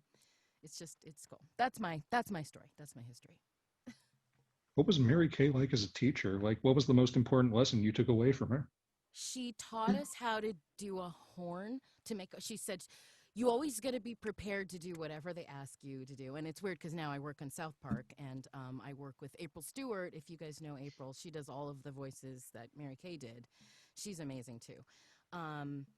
But she did, I can't do it, but she did a horn, and I always remember this. It was like I'm not going to be able to do it. Wait. Yeah. I hear it. Yep. I can't, but she did it so loud, and her face got so red, and it was like, I just thought she's amazing, but she was a super talented person. I mean, just incredible, all the different voices, going from just South Park to everything she did in between, but Scooby-Doo. But how serendipitous, though, that you're kind of you learned from her, and now you're in where she was, and I've heard nothing but amazing things about her. Same. And so incredible to know that you're there. I think that means a lot. Probably she's looking down, smiling at you for sure. I think about her a lot. I really do. She just really inspired me. And that was another, you were talking about first jobs. I guess my most intimidating job was the first time I worked on Scooby-Doo with Frank. You were talking about Welker. Yeah. Even Casey Kasem was there. Oh, and wow. And was this at Warner's, or was it at still Hanna-Barbera? This was at, believe it or not, and they did a movie behind the scenes, and we did it at Salami. This was at Salami. Oh, I love Salami. Everyone was coming back together to do it, but I was working with Jen Hale. We were like the Hex Girls. Yeah. We're gonna put a You were on spell that on one, you. huh? Yeah, we've done a few of them actually. Yeah. We've done a few. I think there should be a spinoff, but that's a whole other topic. Oh, let's pitch it. I think it's in the works. To WB. Did you not see the latest Scoob movie? I did not see it. There's a Hex Girls video game in an arcade. Oh my God! I always get I get so many fan comments about stuff like that, and it's always. If you watch that movie, there's like an Easter egg for almost every either show thing. or straight to DVD or anything that was with Scooby. So there's a Hex Girls video. Look up Tony Cervone. Tony Cervone was the director of it, and he did a lot of Scooby-Doo stuff. I'm so thrilled that you told me that. That is so. I should screen grab it for you because they did like a whole it looked like a real arcade game. And it's a hex. Oh my God, that is so cool. It was either a video game box or a pinball machine. I'm not sure, but and what's cool about that is it's me and Jennifer Hale and Jane Whelan from the Go-Go's. Yes. So Jane did like all of our harmonies, so we sounded like the Go-Go's in a lot of our stuff. I was like, I'm a Go-Go now.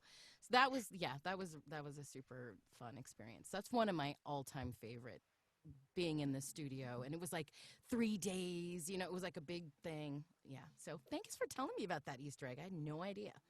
I'm a nerd. There you are. I'm like Hex Girls Easter eggs. If you go to the episode 4, it'll be in episode 85.3, the Hex Girls video game shows up in the background. Yeah, it's like, well, yeah, I know what you mean. The world needs you, though. The world needs you. It's very meaningful, those little Easter eggs, and if it means that was your first Scooby, my first Scooby was on Mysteries Incorporated, I think. That was like one of the later reboots, and I did, the episode had Dr. Benton Quest appear, another Hanna-Barbera character. Oh, wow. With, Johnny Quest's dad on the Johnny Quest show, and again, you got the voice match Don Messick, right? It was Don Messick's voice, and he was the original Scooby-Doo, Papa Smurf. He was Hampton on Tiny Toons, and Dr. Quest was probably the most Caucasian my voice could get. And I remember Frank Welker giving me the thumbs up, because he spent countless decades in the booth with Don Messick. And and Mel Blanc. Yeah, and for Frank to kind of you talk about your first Scoobies as if you've done 75,000, and I got my first Scooby during pandemic, guys. Hey. Nice. Pandemic Scoob. Yes, my one and only so far. That's awesome. Tell us about it. Can you? Are you allowed yet? No, it hasn't come out yet, so I don't want to say anything. But there is a famous person in it and playing himself, and I'm just like, what? So that'll be really cool. That's their new thing, I've noticed. Yeah. The Guess Who episodes. I have gotten to say twice. I have gotten to say, and I would have gotten away with it too if it weren't for you meddling. Yes. Wow. I've had a couple. That's what of everybody wants. Yes. Those are pretty So is that the goal, like to get to say that line in a Scooby That's your episode? I've Famous reached last done. words. I should just Do you get paid extra money for that? tons of street cred. They give you a Okay. free tattoo of it on your back. And residuals. Okay. They should give you a T-shirt at least, right? At the very Yeah. Wait, I want to hear about Keith, and I know Eric just makes stuff up, but like, what is your background in creating all your characters and schooling or education with that? Yeah, I don't know. You're talking about like your training and stuff. I don't know. I've been I've been training for like all my life. Hey, Paulie. Hey, I don't know. Keith is like human Play-Doh. You can morph him into anything and Absolutely. I love it. It's the best. I was just, I was one of those kids like we probably all were that was, every time the family got together for something, it was like, hey, we're going to do a show. We're going to do voices. We're going to dance. So, even, junior high school, I started taking theater and stuff. After high school, I was in Orange County. So South Coast Repertory, I took some classes there for a while. I studied. It was years before I decided on voiceover. I mean, this was all acting. And, when I decided that that's what I wanted to pursue, I did a project for my uncle who called me up and said that he was filming something. He knew that I did voices, and he had all these tribes of Shire is what it was called. and he made all these amazing busts that he had drawn of these characters, and he just had poetry to go with it. And so he needed different voices. Anyway, I auditioned for him. I ended up booking a number of characters on it, but it was the first time I like recorded in a studio, and I was like, this is for me. I've got to find out more about that. I just never thought about it before at all. So the first class I took was with Bob Bergen. I did his, Was it his 8 week class. He's awesome. I don't remember if it was 8 weeks or not. I mean, this feels like, I mean, this is 20 plus. This is a long time ago. This is a ways ago. Let the age not come out. I don't want you to give enough numbers so you can figure things out. I don't want you to know. It's a secret. So yeah, that, and I took Kalmanson and Kalmanson. I took some classes there for sure, some demo prep and things like that. And then for me, it was just a long struggle to get representation. I was like, if I was lucky to book any kind of gig at all, like once every 3 months for a while, and I was waiting tables. And but once I kind of set a date to like retire from waiting tables, like everything, like the universe said, yes, we will honor that date that you've set, and things just started clicking and everything got better. But it wasn't a ton of schooling. I'm a little bit, Sarah, like you with some training, absolutely. But learn on the job, learn as much as you can. I mean, all of you are amazing. And just even doing this with you, I get inspired. And I try to keep inspiration in my life as much as possible, because when I lose track of that, which I did for a little while with the pandemic and stuff, like I just kind of wasn't watching things or doing things. I was just passing time for my free time, like time to just mellow out, just mellow, unplug. But you need to stay inspired, because when I get inspired, like after this, I'm going to be like, oh, there's 20 more voices that I can do, and I need to work on those, or haven't done that in 2 years. Or so I love getting ideas just from all of you. You're all so talented. And I think that's where you just continue to learn, is how are they doing that? What are they doing? Even if I am inspired by one of your voices to do something totally different, great. It's a new voice. It's a new character. It's fantastic. So I just want to keep on working and doing it. I love it so much. I can't even imagine doing anything else. Like I just can't. Not even an offshoot. I'm not interested in on camera personally. I love doing voiceover. It's so instantly gratifying for me, and the freedom of not being confined by what you look like, who you are, how tall you are. That's a big one. That's yeah. Because Bauza, you don't look anything like Bugs Bunny. You really don't. Or Tweety. He looks a little like Tweety. I've been getting a lot of crap for not being an actual rabbit. So yeah, that's going around right now. Walking away from the role.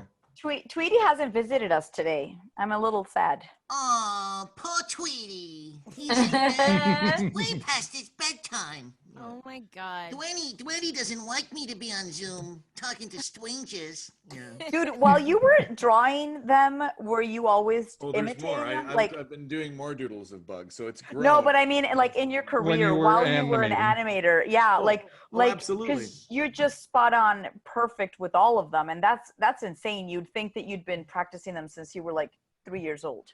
Well, I think like most of us, again, it's like when we're studying some of these voices, if we're doing a voice match or something like that, I mean, how many times have you seen Rocky, Keith? There's how many times? A few times. A few times, yeah. It just lives in your voice too, I feel like even your regular sounding, your normal speaking voice, once you just push it a little to the left or a little to the right, it sounds like whoever you're trying to get at.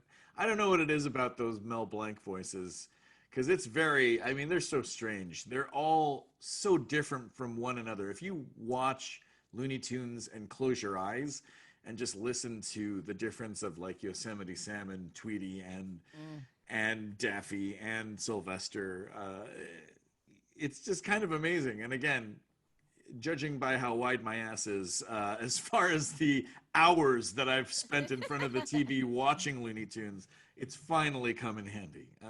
I have to wear maternity jeans, but at least I can say I'm the voice of Bugs Bunny. And it's because of the hours. It's a give and take. Yeah.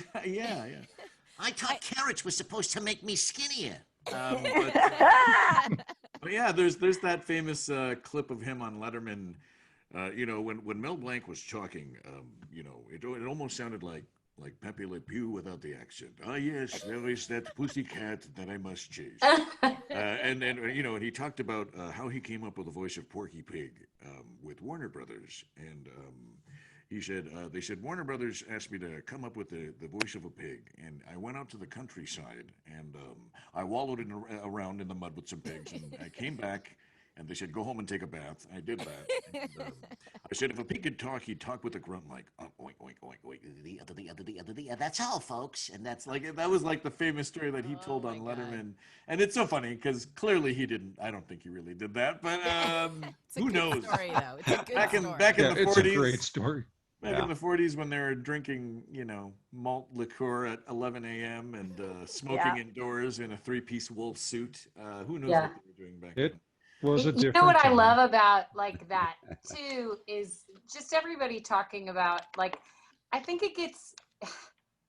we naturally look at people that have like careers that we want before we started doing this. It's so easy to be like, well, they were in this place and like they've always had that and it's always been that, where I think it's so interesting and so meaningful and so human to hear. Like Carolina, you were like, I was a waitress, and Bauza, you were like, I was drawing these things and like doing the voices in my head while everybody else was working, and I like worked at Dollywood, like all did.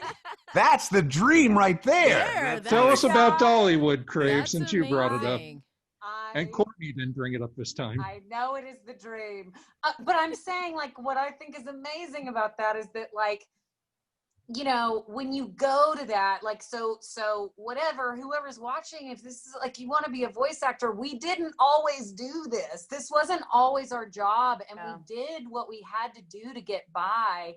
And we kept, like, the dream alive, and we kept working on it, and we kept pushing, and we kept like knocking on the door because it's what we wanted to do. And now we're like so lucky to get to do it and so fortunate, but it wasn't like, I just want people to know that it's like we were all normal people with like normal jobs too before we started. Fired. Yeah, we got fired. That's just my experience. I got fired from Starbucks. I'm not great with customer service. But you are great with biscuits. I got fired. I worked at the Grammy Awards, and I worked for the president, and I was the phone diva. And this is one of my good stories because I've always known I wanted to do voiceover because I used to just do voices. I used to pretend I was doing toothpaste commercials, and I don't know why I did it. And I would play with my Barbies for way too long by myself and bring them to school. And like, we don't play with Barbies anymore. And I'm like, but I like doing the voices and creating the stories and all that stuff. I don't know why. And everyone, like that law of attraction thing, everyone has their passion, their thing. I think we're just afraid to follow it because we're told we can't, but it's unique to everyone, and you just have to listen to that voice and do what it's not really a miracle, and we're not necessarily lucky. We're just listening to what's inside of us and going after it. And that's what happened with me. And the same thing, I was working at the Grammy Awards. I wanted to be an announcer. That was what I wanted to frickin' do. I don't know why. It didn't make sense. I don't look like an announcer, I guess. I don't know. You sound like one. Now, I mean, I've done tons of live. I've done like the MTV Awards. I've done all kinds of stuff. And wow. I remember, and that's what I do. I do a lot of, like I said, promo and announcing and stuff. And I just always knew I wanted to do that. But I had this a-hole boss who was super condescending, and he was like, and he was from Atlanta. His name was Rob from Atlanta. He was like, they said you can leave the recorded outgoing message. So it was like, thank you for calling the National Academy of Recording Arts and Sciences, and whatever I did, my whole thing. And I was so proud of myself, and they were going to pay me and everything. I recorded it at POP. It was like it was like one of my first gigs. And when I went to go get paid, I had to make my little invoice up, and I brought it into his office, and he was so rude. He was super condescending. He laughed at me a little bit. Okay, it was fun pretending you're doing a little voiceover thing, but you get back into your office and it was that kind of thing. Oh yeah. Wow. Those guys are now like all up on sexual harassment charges, and they all got fired. And I'm like, and that's a job I actually got fired from, and that was my last job. That was more than 20 years ago, and I have not had a job since then because I don't consider what we do a job. It's like we're playing, we're having fun. Yeah. It's like when I look at baseball players or professional athletes, I'm like, those kids have they were doing this since they were kids. They love it, and people cheer, and they make all this money. That's a fantasy. Rock star, athlete, voiceover artist. I think that I'm putting myself in that same category. So yeah. Follow your freaking dreams. Do don't let anyone stop you. What you were saying before, Sarah, about like, I don't know. I just did it and I believe. If you believe it, they'll believe it. That's the other thing I've learned. You got to bring it first. Everyone is what they say they are. So if you say it, I remember the first time I decided I'm a voiceover, to actually say I'm a voiceover artist. And to actually take ownership of that. That's what, that's where the learning curve comes in. So. And you hear confidence in people's voices. You can literally hear someone's confidence, or if it's like, I'm trying this, And it's the difference. Exactly. And what you said about, do I want to just like keep taking classes and try, or do you want to just freaking do it? At some point you do it and you have to believe in yourself. And then that's when everything opens up, when you and also believing in like that what you have to bring to the table is unique. I'm still pursuing film and TV, but for the longest time in New York, all the accent work I do isn't congruent with this white face for casting. So they'd be like, so you can sound like a Brazilian and you can sound like a Chicana or a Puerto Rican or a whatever, but you don't look like it, so no thank you. And then it's like, but I have these talents, what do I do with them? And in the voice world, they make a lot of sense. So it's like understanding what it is that your voice can do and how it works. So many people just live off of anime because it's so particular. And so understanding also where to go with it is huge, Oh, yeah. Yep. Jeff, I don't know if you're looking. There is a question in the chat of our Zoom. Oh, yes, there is. Yeah. I was hoping to address it. I don't have the answers, but I was going to read it out to y'all. Sure, let's address it. Would you like to, Jeff? Yeah, this was essentially Q&A, but everyone's been giving so much inspirational and wholesome content that I've just been letting it roll out. There's been so much A, there's been less Q, I guess. Is that how that works? The A has taken over. Let's answer this question from Irving Green. He's asking, just how essential has a home voiceover setup been during these COVID times? 100%. What's something else within our industry that you feel or other folks might want to invest in if you look further into the future? Yeah, like beyond the studio, like what else as voice actors do you feel is important to invest into in the future? Beyond. I mean, who here had a home studio before the pandemic? You guys had one. I have a Christopher walk-in closet. That's where what I have. Me too. I'm a closet person. All of the cartoon graphic T-shirts. This is a Mr. Burns T-shirt, by the way. That's It was excellent. The baseball episode. I have too many T-shirts, and now they act as soundproofing. That's great. Yeah, Good in investment. this pandemic. It's gosh. Again, all of my nerdy attributes have come in handy in this current apocalyptic future we're living in, but yeah, I feel like still pretty much using the same $300 bargain basement microphone I got at Guitar Center from 2007. But it sounds great. I use an $80 mic. Oh yeah, nice. Yeah, I think that's important too. I feel like I get a lot of questions about like home studios now and like investing in it and whatever. And like, yes, we all work from home now. And whenever we go back to studios and that becomes the norm, you're still going to record your auditions from home. So like you do need a home studio, but like, look at all these people who work all the time. And we're like, Bauza's every character on Looney Tunes, and he's like, my shirts are like the soundproof, like so when people tell you, when people tell you like you've got to spend all this and you've got to do this and you've got to do that, I think it's crazy because actors are always told, like, go spend money on this, go spend money. And I'm just like, oh, actors, before you're working all the time, you don't have the money to spend. So like, use your shirts and like get a microphone that works for your voice. It doesn't have to be the most expensive one. And just bring the performance, because that's what you're listening for anyway. Yeah. Yes. Yeah. Yes. Yeah. Yes. Don't go broke trying to keep up with the pandemic. Hopefully, before we know it, we'll be through this and on the other side. And if you've invested, that's, I mean, don't do it. Don't hurt yourself. Not a whole, you don't have to have all this. I had all this because I wanted to be the first female Black Dawn LaFontaine, but that's my whole other story.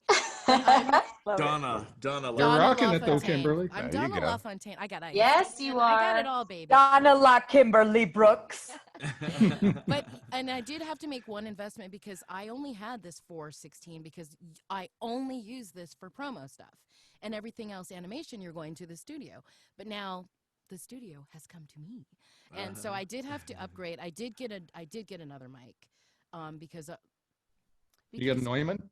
I got a Neumann because I've been doing animation from here that, like I said, I wasn't doing that before, but that's because I wanted that. You don't necessarily have to have that. And that's because I treated myself to that, because I've been doing this a really damn long time.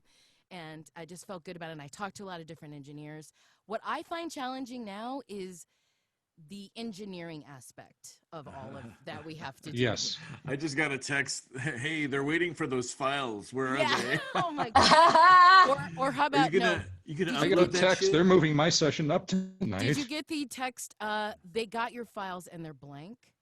No, you didn't get that one? You got that one? I got that one from one show I was working on. But you don't understand, we did like 15 episodes. One time I screwed up. One time. Wow. No, it's hard. We're now the engineers of all of our sessions.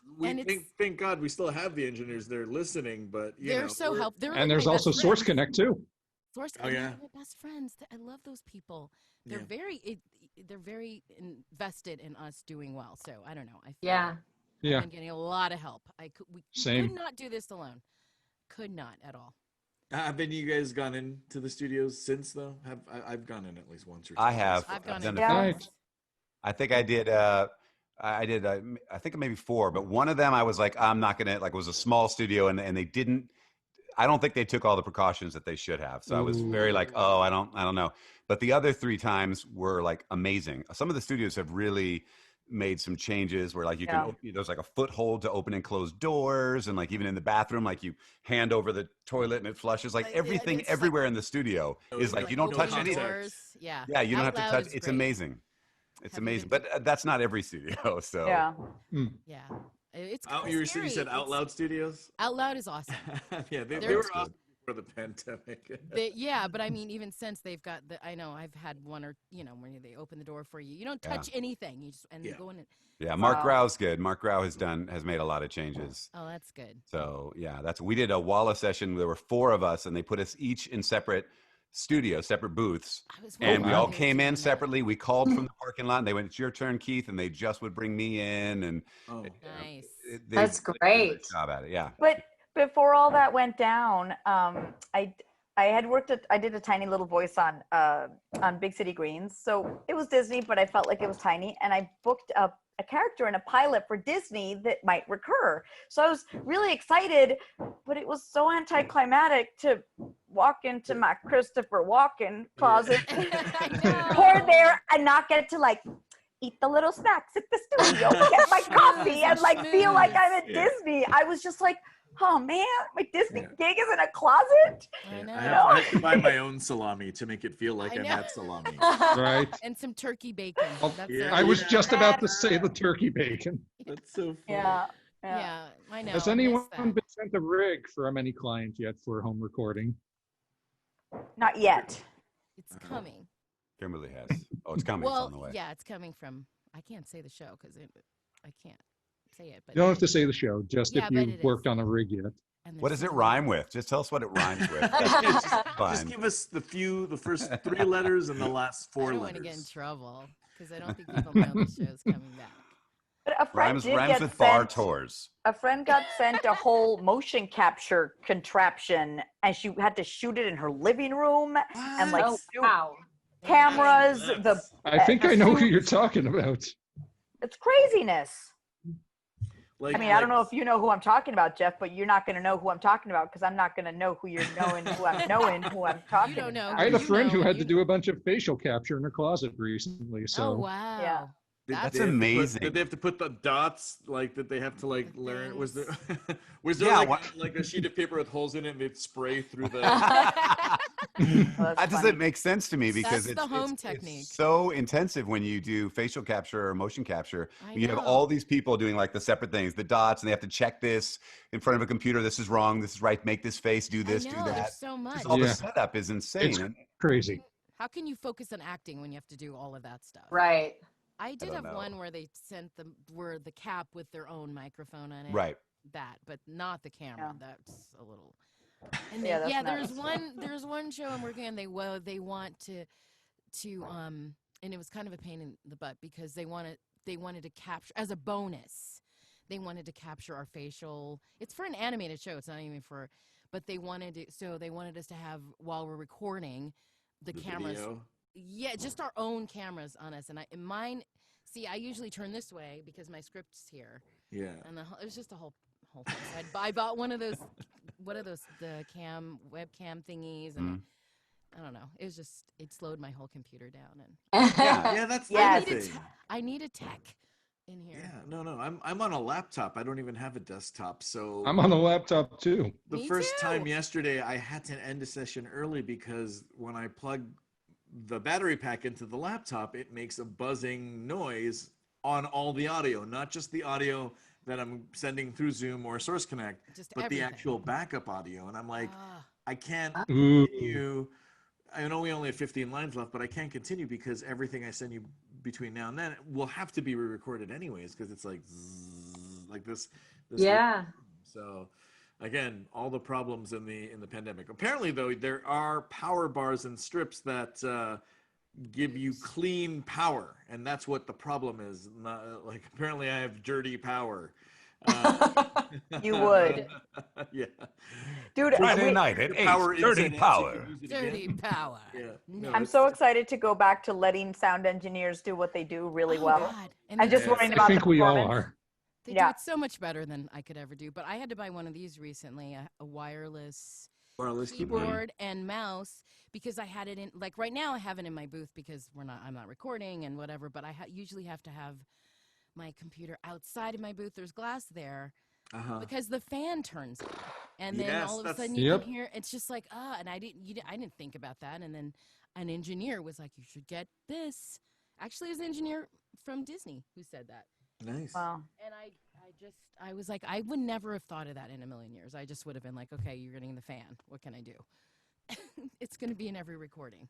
And I think for again, laptop users out there, it's like these laptops they keep getting thinner and thinner. So the fan that is supposed to be used to cool the computer down is probably like paper thin now. Also, they don't have Ethernet connections, so if they want you to be directly connected, they need the adapter. But some of the adapters don't work. Yeah, and you have to keep buying more. What are the Belkin? It's like a dock. Yeah. I had to buy one of those to plug. I know, it's just so I did have to make a few upgrades, but it has made my life a lot easier, as far as just because sweating and stressing in the booth. I was gonna say also, are they expecting us to give all this equipment back after I've spat on it and sweated through it? And I'm not gonna answer my door if anyone comes. That's a specific thing for Warner Brothers. They sent over some stuff, and I was like, oh, this isn't bad, and I'm like, It's probably beyond. Yeah, it's like here's that underwear back you bought me. Thanks. There's those socks that I used to run around the block in. You want them back? Sure. Yeah, just it's dripping when you hand it back to them. It's like that's what's been driving me crazy is the heat, because I have a separate. I'm lucky we have a kind of a back house that was grandfathered in. Like it's not permittable usually. And as soon as we moved into this house, we converted it to a studio. So it's got a little dedicated booth. Like I was doing the closet thing before, but this is great and I love it. But the air conditioner is outside of the booth and it makes too much noise. Oh man. So, you know, I crank it up for like an hour before a session, and then I got to turn it off for the session, and it is crazy. So I'm doing it in my shorts. I kick off my shoes and my socks because well, I haven't done naked yet. I feel like I would have to tell them. Over yet. Just no, it's true. Yeah. I just feel like I'd have to admit that. It'd be like uncomfortable. Like I have to tell you right off the bat, I'm naked. It won't affect. Keep it as your little secret. You know how actors need to have a little secret sometimes? That could be a little secret. Are you wearing any jewelry? As long as it's not a Zoom session, you'll be fine. No, of course not. Of course not. Kind of hot in these rhinos. Right. Then I would not wear pants maybe, but I would still, you know, like now, like I am right now. I would have no pants, but I'd still wear a shirt and a cap so it looks like I'm dressed. No one would ever think that I'm naked. It's weird. Just don't stand up. We don't.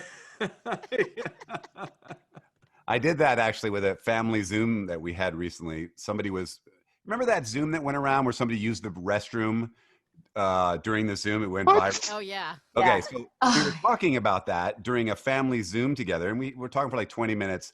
We were done talking about that. We moved on to other things, but when it was time to stand up, I had already removed my pants, so I was in my underwear, just as a gag. I mean, just so you know who I am. And most of the family loved it. I think my brother-in-law was like, no. You don't really, do that. I had underwear on, but I thought it was funny. It was just family. I think it's funny. That's how we should all end, is stand up to see what our bottom wears. Just whatever's going on. Let's end on a better note, because there is actually one question that I think we should address. It's from Jillian Grace. What advice do you have for an aspiring voice actress with no experience in theater or acting? How do you know if it's the right path? In the opposite direction. No. Well, I mean, I don't know. I think you'll know too. I feel like that's the thing.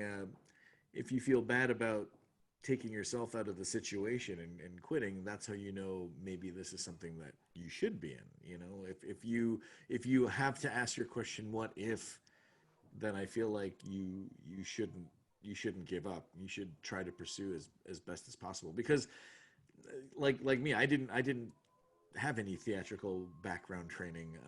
I learned everything in the booth for the most part, and it was scary for the first few months and the first 2 years, actually, you know, getting those personal notes from other voice directors that I still work with today, letting the agent know that was representing me, oh, he's great at voices and all, he's very polite, but he's not a good actor, you know, and getting to hear stuff like that made me think, not, oh my God, like puke and then run away. It made me think, puke and then how do I get better? You know, like you have to constantly think, well, there's always room for improvement. And like we all had established today, we're all going to learn more from just even being on this Zoom chat with one another. And again, getting to see each other is so nice, even if we're just little tiny rectangles, but or squares. But I think it's like, you know, you question yourself a lot, and if it's still something you're thinking about, then clearly it's something you're interested in, and you should still try. Yeah. And not be afraid of failing. Yeah.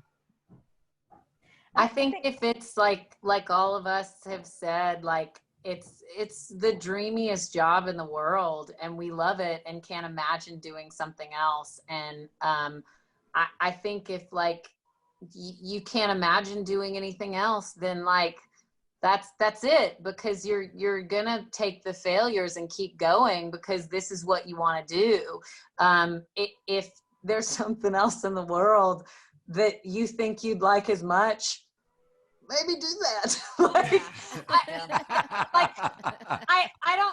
I'm saying that it's like a very positive thing. Like I sometimes I wish there was something else that I would like love as much, because I think it might be easier. But like, I think if you know this is what you want to do, then like go for it. And then I think my biggest, and I mean, this is a positive thing too. Like I think my biggest like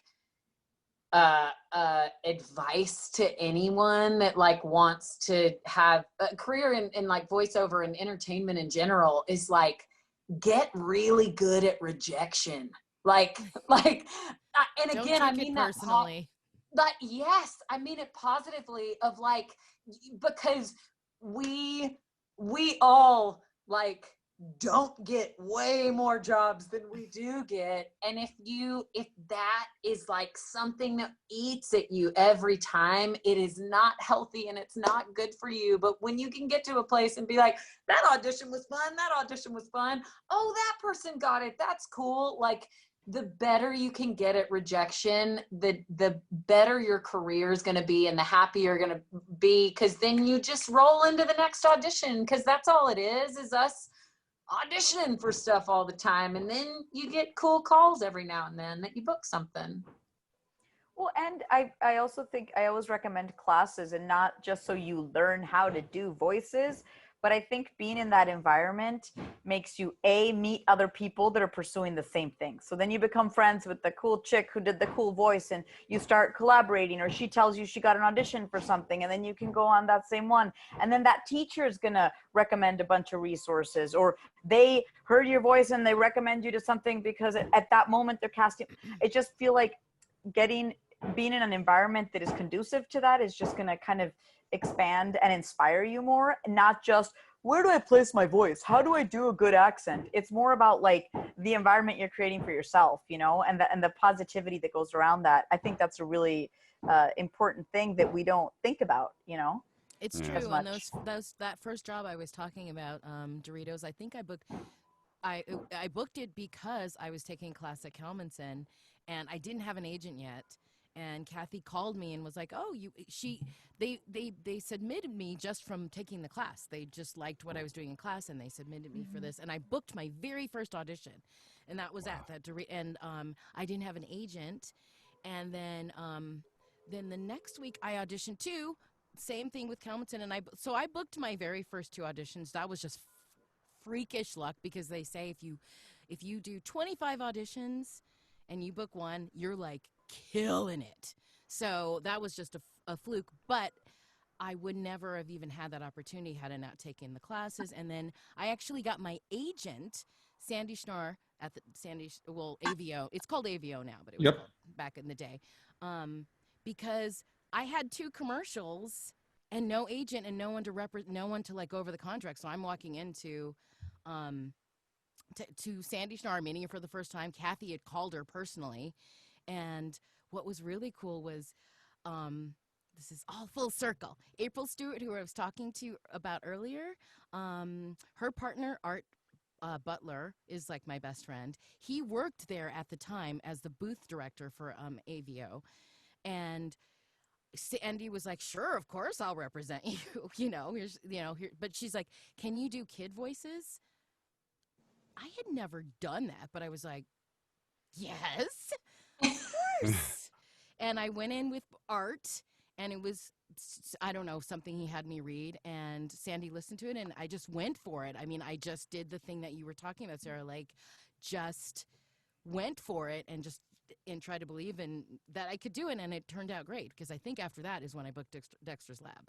So it's all about, like you said, being in the right place, meeting the right people, being in the right environment, and believing in yourself. It all has to come together. So if you feel like you can do this, if you feel like you want to do it, why would you not go for that? Remember when Art made the leap from engineer to being on that side of the mic, and I was very happy. Yeah, he's good. I've still to this day, I do. Well, I can't say that because of the pandemic, but up until the pandemic, I did every single audition with him. Like every day I do my audition.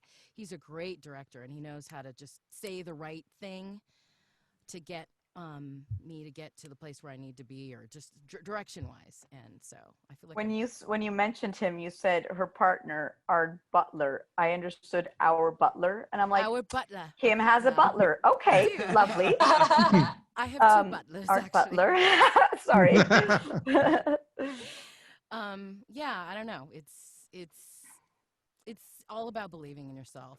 I think it's really interesting. I was going to ask about Eric, between Eric and Sarah, like you guys both do completely different things in this. Like Eric, the sound alikes and that is such a skill set. That is, I want to know how much work you put into one voice sound alike, and when do you know you have it? What's your technique? And then Sarah, you're like, I'll just go for it, and what's inside of me, and it's just going to come out and great. And I'm like, that terrifies me.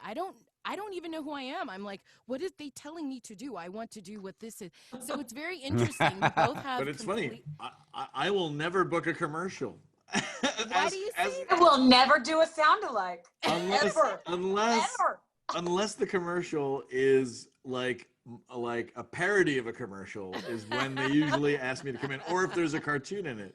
Like for State Farm, it was like a Scooby-Doo series of commercials, and I was the guy. It was like a Don Messick voice. It was like, let's State Farm be like solve the mysteries of insurance for you, and it was like the put on voice. Yes. You know, not like the natural speaking. You know, what Sarah's in the field of training people of pulling a natural, the conversational read.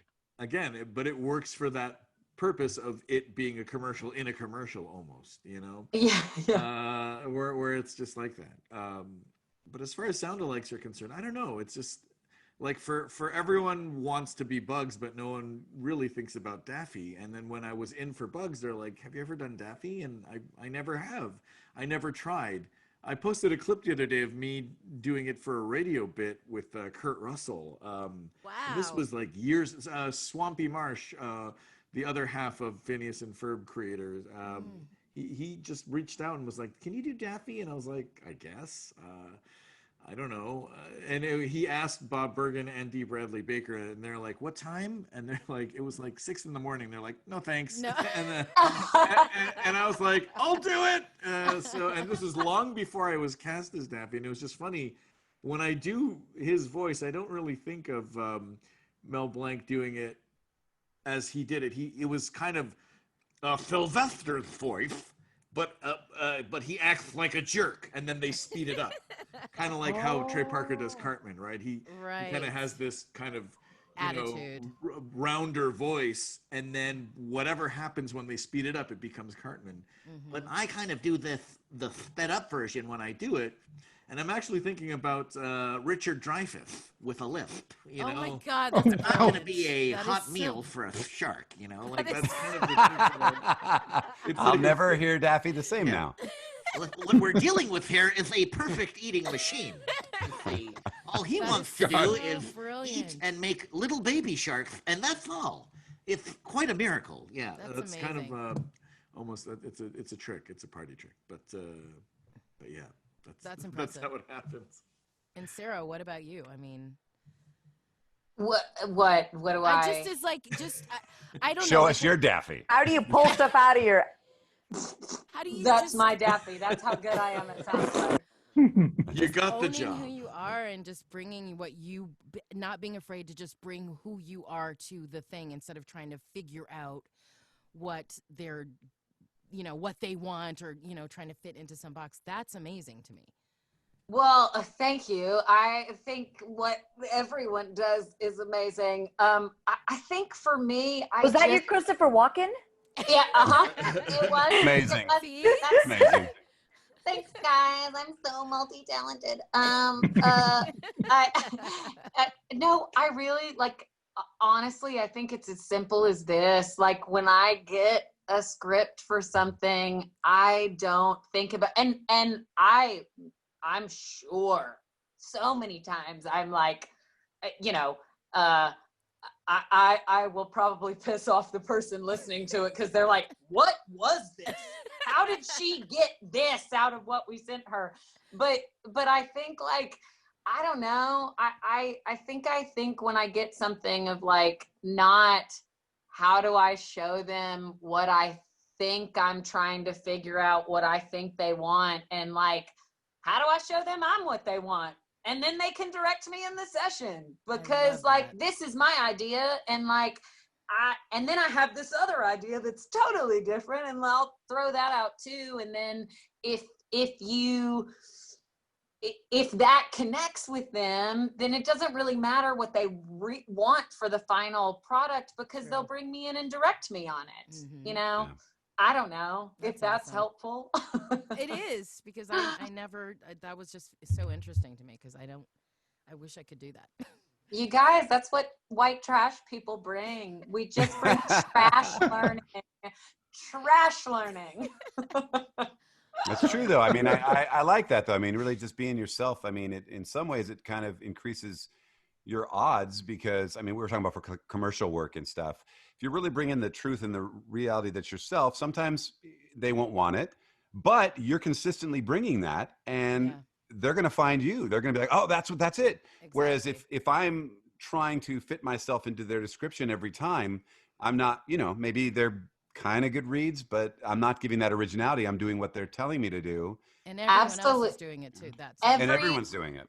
Every single commercial except one that I've done during the pandemic is because of that. Because they were like, let's just get Sarah. Let's just have her come and do this. Just be Sarah. Like, forget the audition process. Let's just get Sarah. Like, we're not like the pandemic is crazy and we don't have time for this, and like we don't have time to listen to people's auditions and decipher if they have a good home studio setup. So like, let's just call her and get her to do it.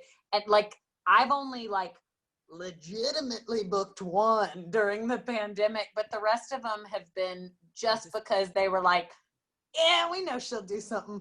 Yeah, you make their jobs easier. You make their job easier. Mm-hmm. That's so cool. I gotta take your class. I think you're so cool. I want to listen to your promos all day. You should be teaching one of Sarah's classes, Kimberly. For real. You want to come teach a promo thing? Sure. I'm gonna call all of you. No, it's super fun.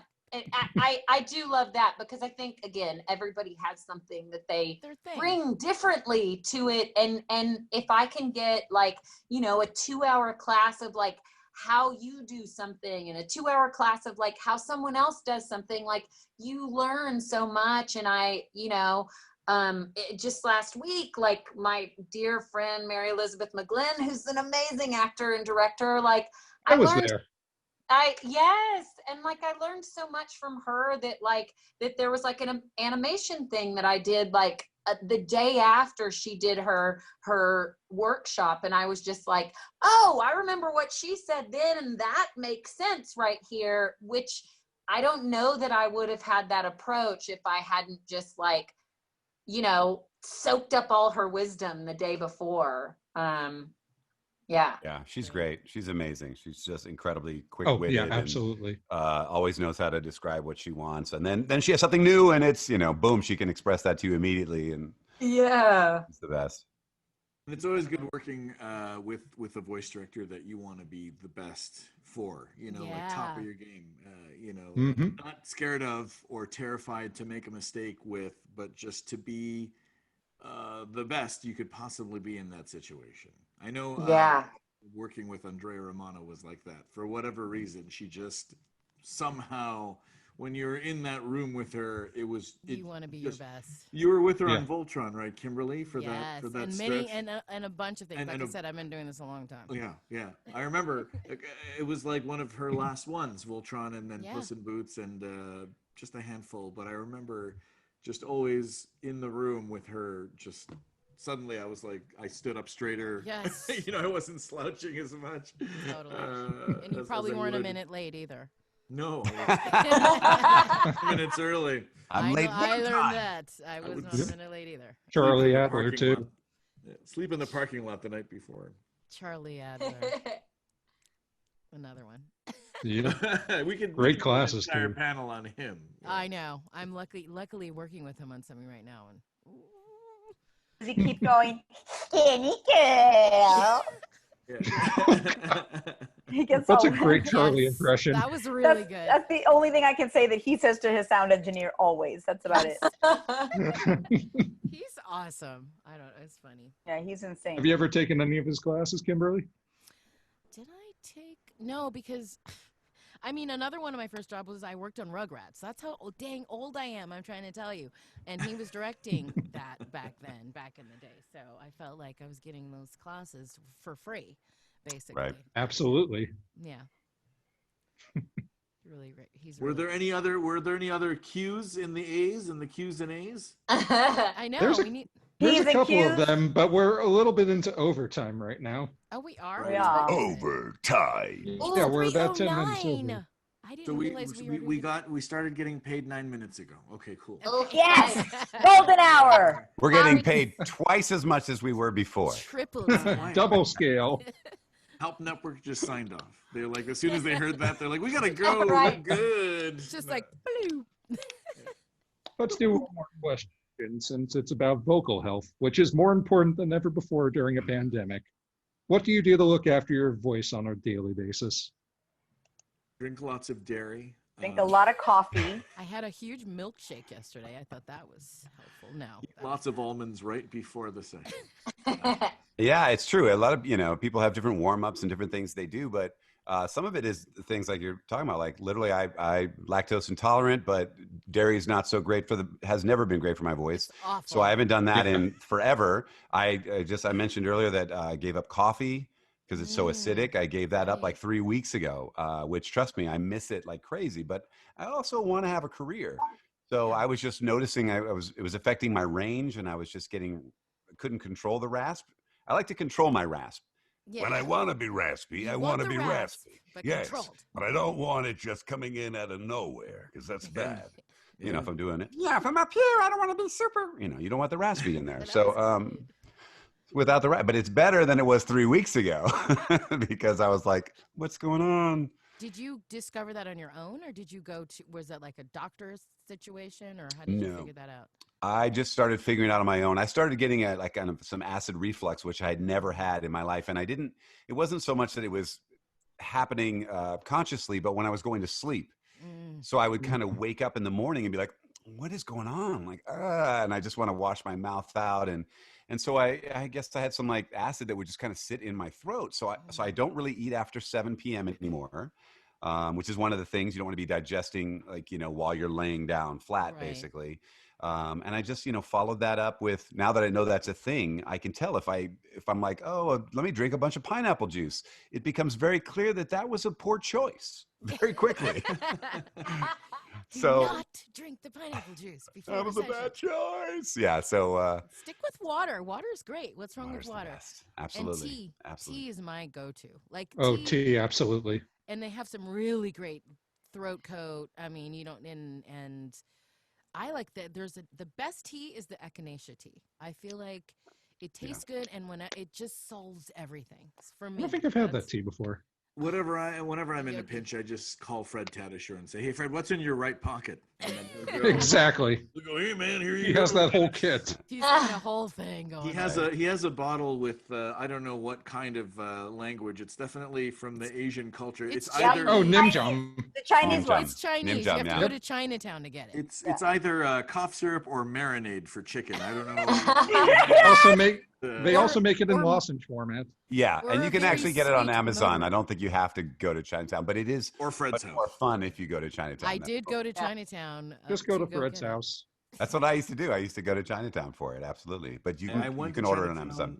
I got a case of that and a mogwai. That's what I got. I left. I got it wet, and now there's gremlins everywhere.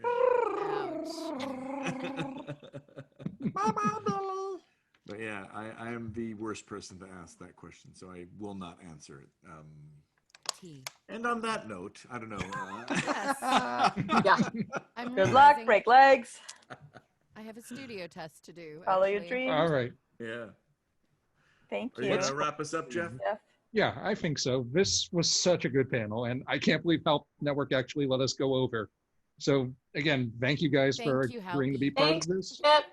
Thank you to Carolina Ravassa. Thank you to Sarah Cravens. Thank you to Kimberly Brooks. Thank you to Keith Silverstein. Thank you to Eric Bauza. Thank you to Michael Sorich, who isn't here because he's busy directing. This was so good. This was so much fun. I love doing this stuff. And this is my 20th panel too, so. What? Wow. This is number 20. And your book, and you're working tonight. That's amazing. So amazing. I've never. Break a leg. Usually when I do a panel, I get an audition afterwards. So the fact I did a panel and I got a booking. Is that secretly why you're doing the panels? Is that what's going on? Is that your method? No, it's just coincidence. It's like I'll do a panel with someone and a day or two later, here, have an audition. I love it. Well, maybe that'll happen for us too. Yeah, I know. That's right? all it. I just got an email. Yeah, But right. hey, Let me check my email. Again, Jeff, thanks for having us as always. And Yeah. Yeah, thank you so guys much, for Jeff. doing this. I can't believe you guys always say yes whenever I ask. Because you're Well, you had a gun. I mean, You had those pictures Do I- of me, so I. We're desperate to see each other. We're like, give me I some know. FaceTime with someone. Jennifer Hill was like that on the last one of these we did. Yeah. I can almost reach out and touch you. No, Almost. That's freaky. That's creepy. Look at that. I know. My fingers are like 10 feet long. Why does it look like that? It's not just me, right? You all look weird like that. Perspective. And that's where the audience dropped off. Keith did the finger thing. I hate that. We're losing him. We're losing him. Pull the fingers back. Sorry, they're way back here now. Look, never say pull my finger with a bunch of voice actors around. Oh, no. I'll be here for another 3 hours. Yes. Thank All you right. guys. You guys are Thank awesome. you. That was really Thank fun. you. Thanks so much. Thank you so At much. 12, Thank folks. you guys. Yes. That's it. So, Can we Yeah, get that's all, Yeah. folks. Tell folks. there it is. See you guys. Bye. Bye.